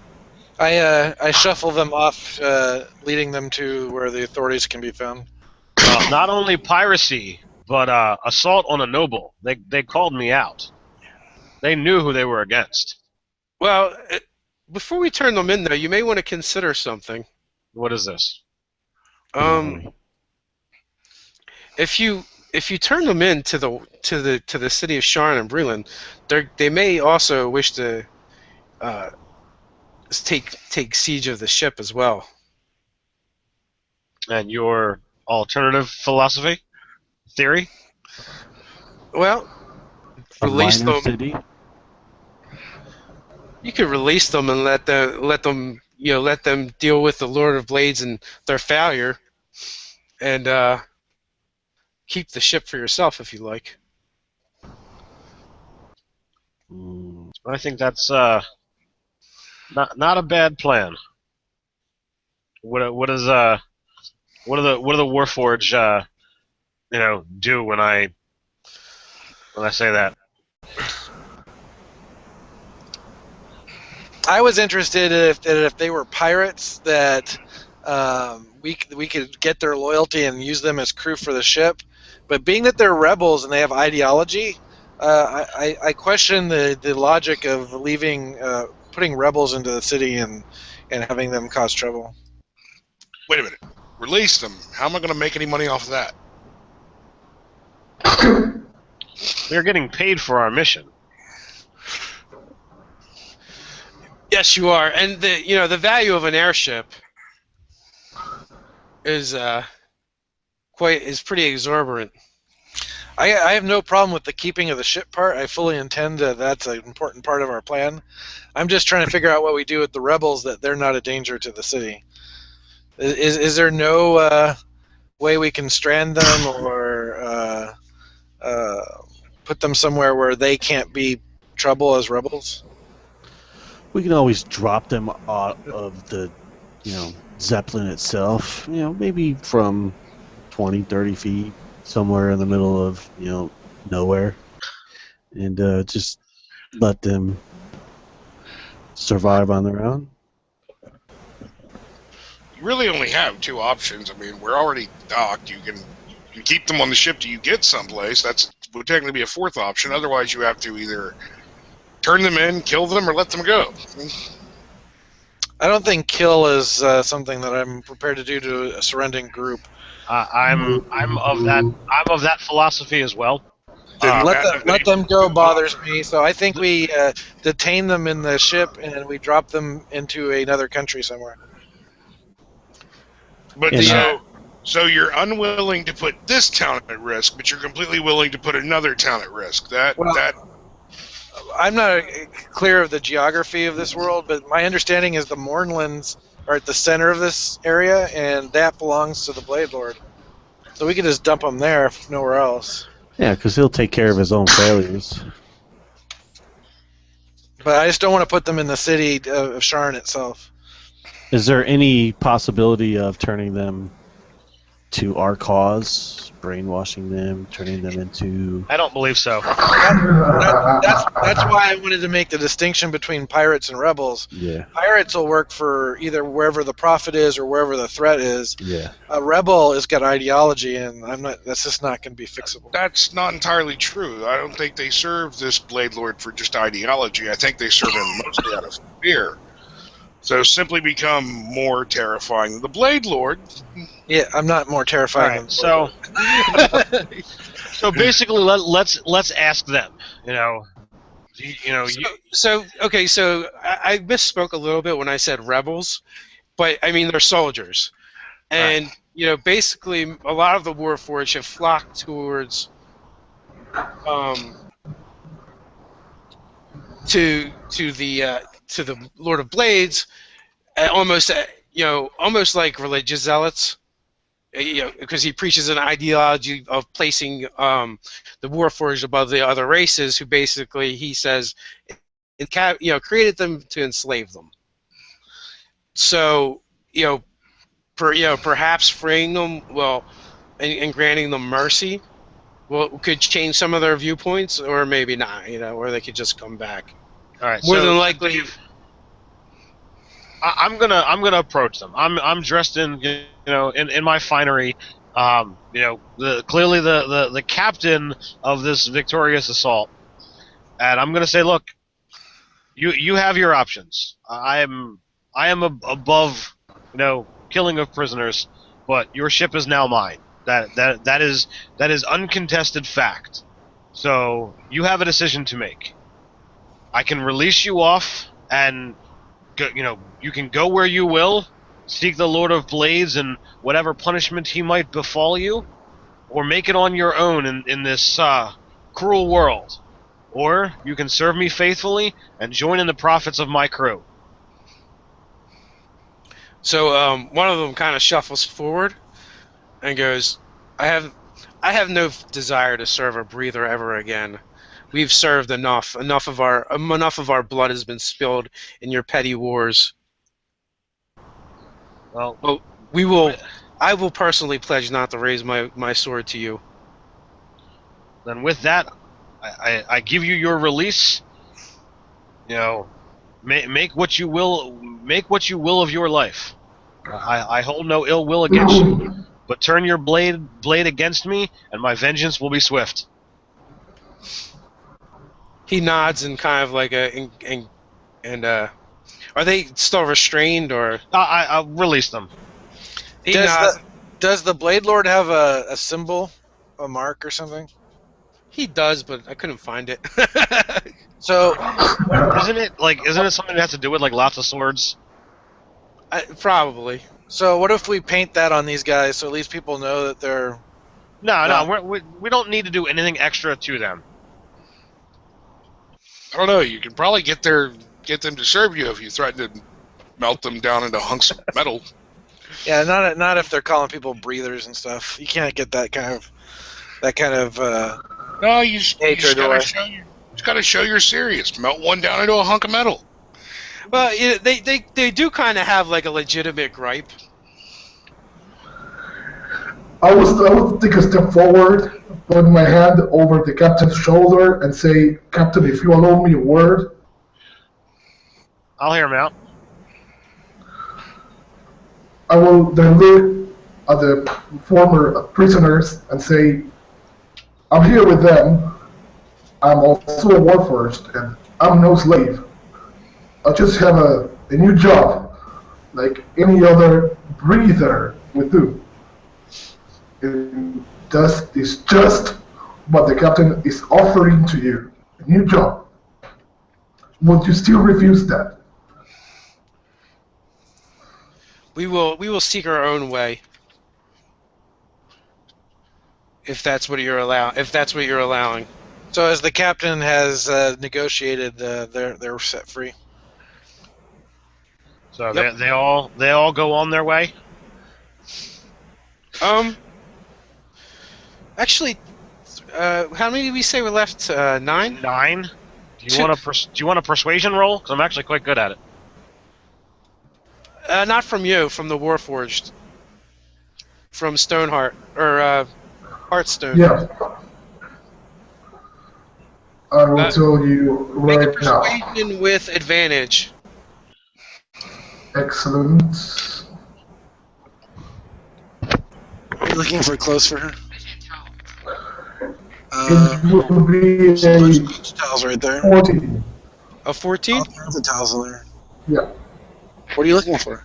You'll persuade four of them decide to stay, and There's they're one willing. there, and there's a beach towel right there too. They're willing to serve you. And I've got more on deck that are going to be wild. But they're not quite ready to take orders from a breather. Mm.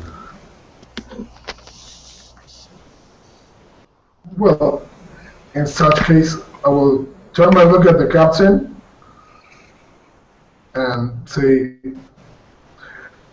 "Can the captain understand the same thing I see? That they would be willing to serve me, but not him?" I have no qualms. If they wish to be under your command on the ship, there is no issues with that. Okay, but I mean, then you know that's what I wanted to be clear. Well, I will come forward. You're welcome. Okay, so you could just make a note somewhere is if we play again and you use this character again, that you have the 4 retainers, and you can name them as you will. Just not Beep, Bop, and Boop. Yeah, those names are already taken. No. They will have other names. I'll make them note right now. Now there will be 8 Warforged swabbing the deck in a row. It's going to be a shiny deck. And so the Baron's like, "Oh, well, good and good. Now that we have that all sorted out," he has basically guards escort the other 5 away. Which, yeah, not bad. You convinced almost half of them. I mean, we would have to split one in half in order to get the full half, but it's been enough of that today, I believe. We don't have enough spare parts to... Oh, well, the ships are full of parts. I mean, I slaughtered 8 of them with one spell. My retainers have been collecting parts since the beginning of battle, and so I have quite a heap of replacement parts. Little do we know, this paladin is actually going about, mad scientist style. He's going to make his own Warforged juggernauts. I tell you, That's okay. Tiny hasn't left the ship. He's just kind of walking around his new ship. He looks at it and he's dreaming of the fireball hurling catapult and the Tiny new thinks it's his ship, cannons, huh? the new cannons that he can make into a fire-breathing cannon, and just kind of maniacally thinking of all the tinkering that he could do on his ship. so with that, the Baron bids you have the crew tie up the ships, and they will all be provisioned for. And if you gentlemen will like to clean up, and then you can attend with him to dinner celebration in honor of your return. There's not going to be any more Are you going to get killed in this dinner? attempts, are there? I think we should be good this time around. You mean we're actually going to be Excellent. able to eat this time and enjoy some good food and wine? That's the plan. Smashing. Let us off. And so at dinner, you guys are each presented with a small chest of 100 platinum pieces. He likes his platinum. Wow, that's a lot. And a small magical trinket.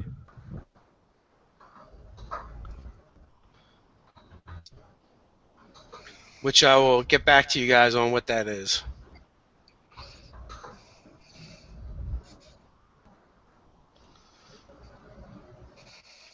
And with that, we're going to wrap things up since I have to get my kids off the bus before too long. Thanks for the game. Thanks for hanging out with me, everybody. So let's start with Alex, and we can say goodbye to everybody. Well, thanks for the game. I appreciate it. I don't have any YouTube channels to plug or anything like that. Keep up the great videos on Nerdarchy. They're fun to watch. All right, Andres? Okay, thank you. It was really fun to play. I would like to say sorry for my voice today. It's in really bad shape. And thank you. And thanks Nerdarchy for the chance and the videos also. Bye-bye. Bryant? I'd like to say thank you to Nerdarchy for having me, and tell everybody to check out Tabletop One Shot Group for your gaming pleasures. And that's about it. Josh? Yeah, guys, definitely thank you for having me over. I'm Josh, RDD20. Like Bryant said, man, definitely go check out the Tabletop One Shot RPG group on Facebook. Get in the game, man. And Ted? All right. Well, I'm Nerdarchist Ted from Nerdarchy, for nerds by nerds. As always, it's great gaming with well, with you obviously, and getting a chance to game with our watchers is totally awesome. So until next time, stay nerdy. And is Nerdarchist Dave here. Again, like everyone said, go to the Tabletop One Shot group if you guys want to get in games like this. Nerdarchy will be running more. I'm going to try and do one every Friday morning. Ted's run a couple Mutants and Masterminds games over there, and there's tons of other games being played all the time, all different systems. Shadowrun, Call of Cthulhu, 5th Edition Dungeons and Dragons, Apocalypse or what is it? Eclipse something or other. I can't remember off the top of my head. There's just a ton of stuff being played. Star Wars, Fate, so Numenera, yeah, more stuff than I can actually rattle off. But if you want to go play some games, Tabletop One Shot Group. I'll put the link down below in the description once we wrap this up, and it goes on to YouTube. The YouTubes. So with that, everyone stay nerdy, and thanks for hanging out with us. Thanks, guys. Later, everybody.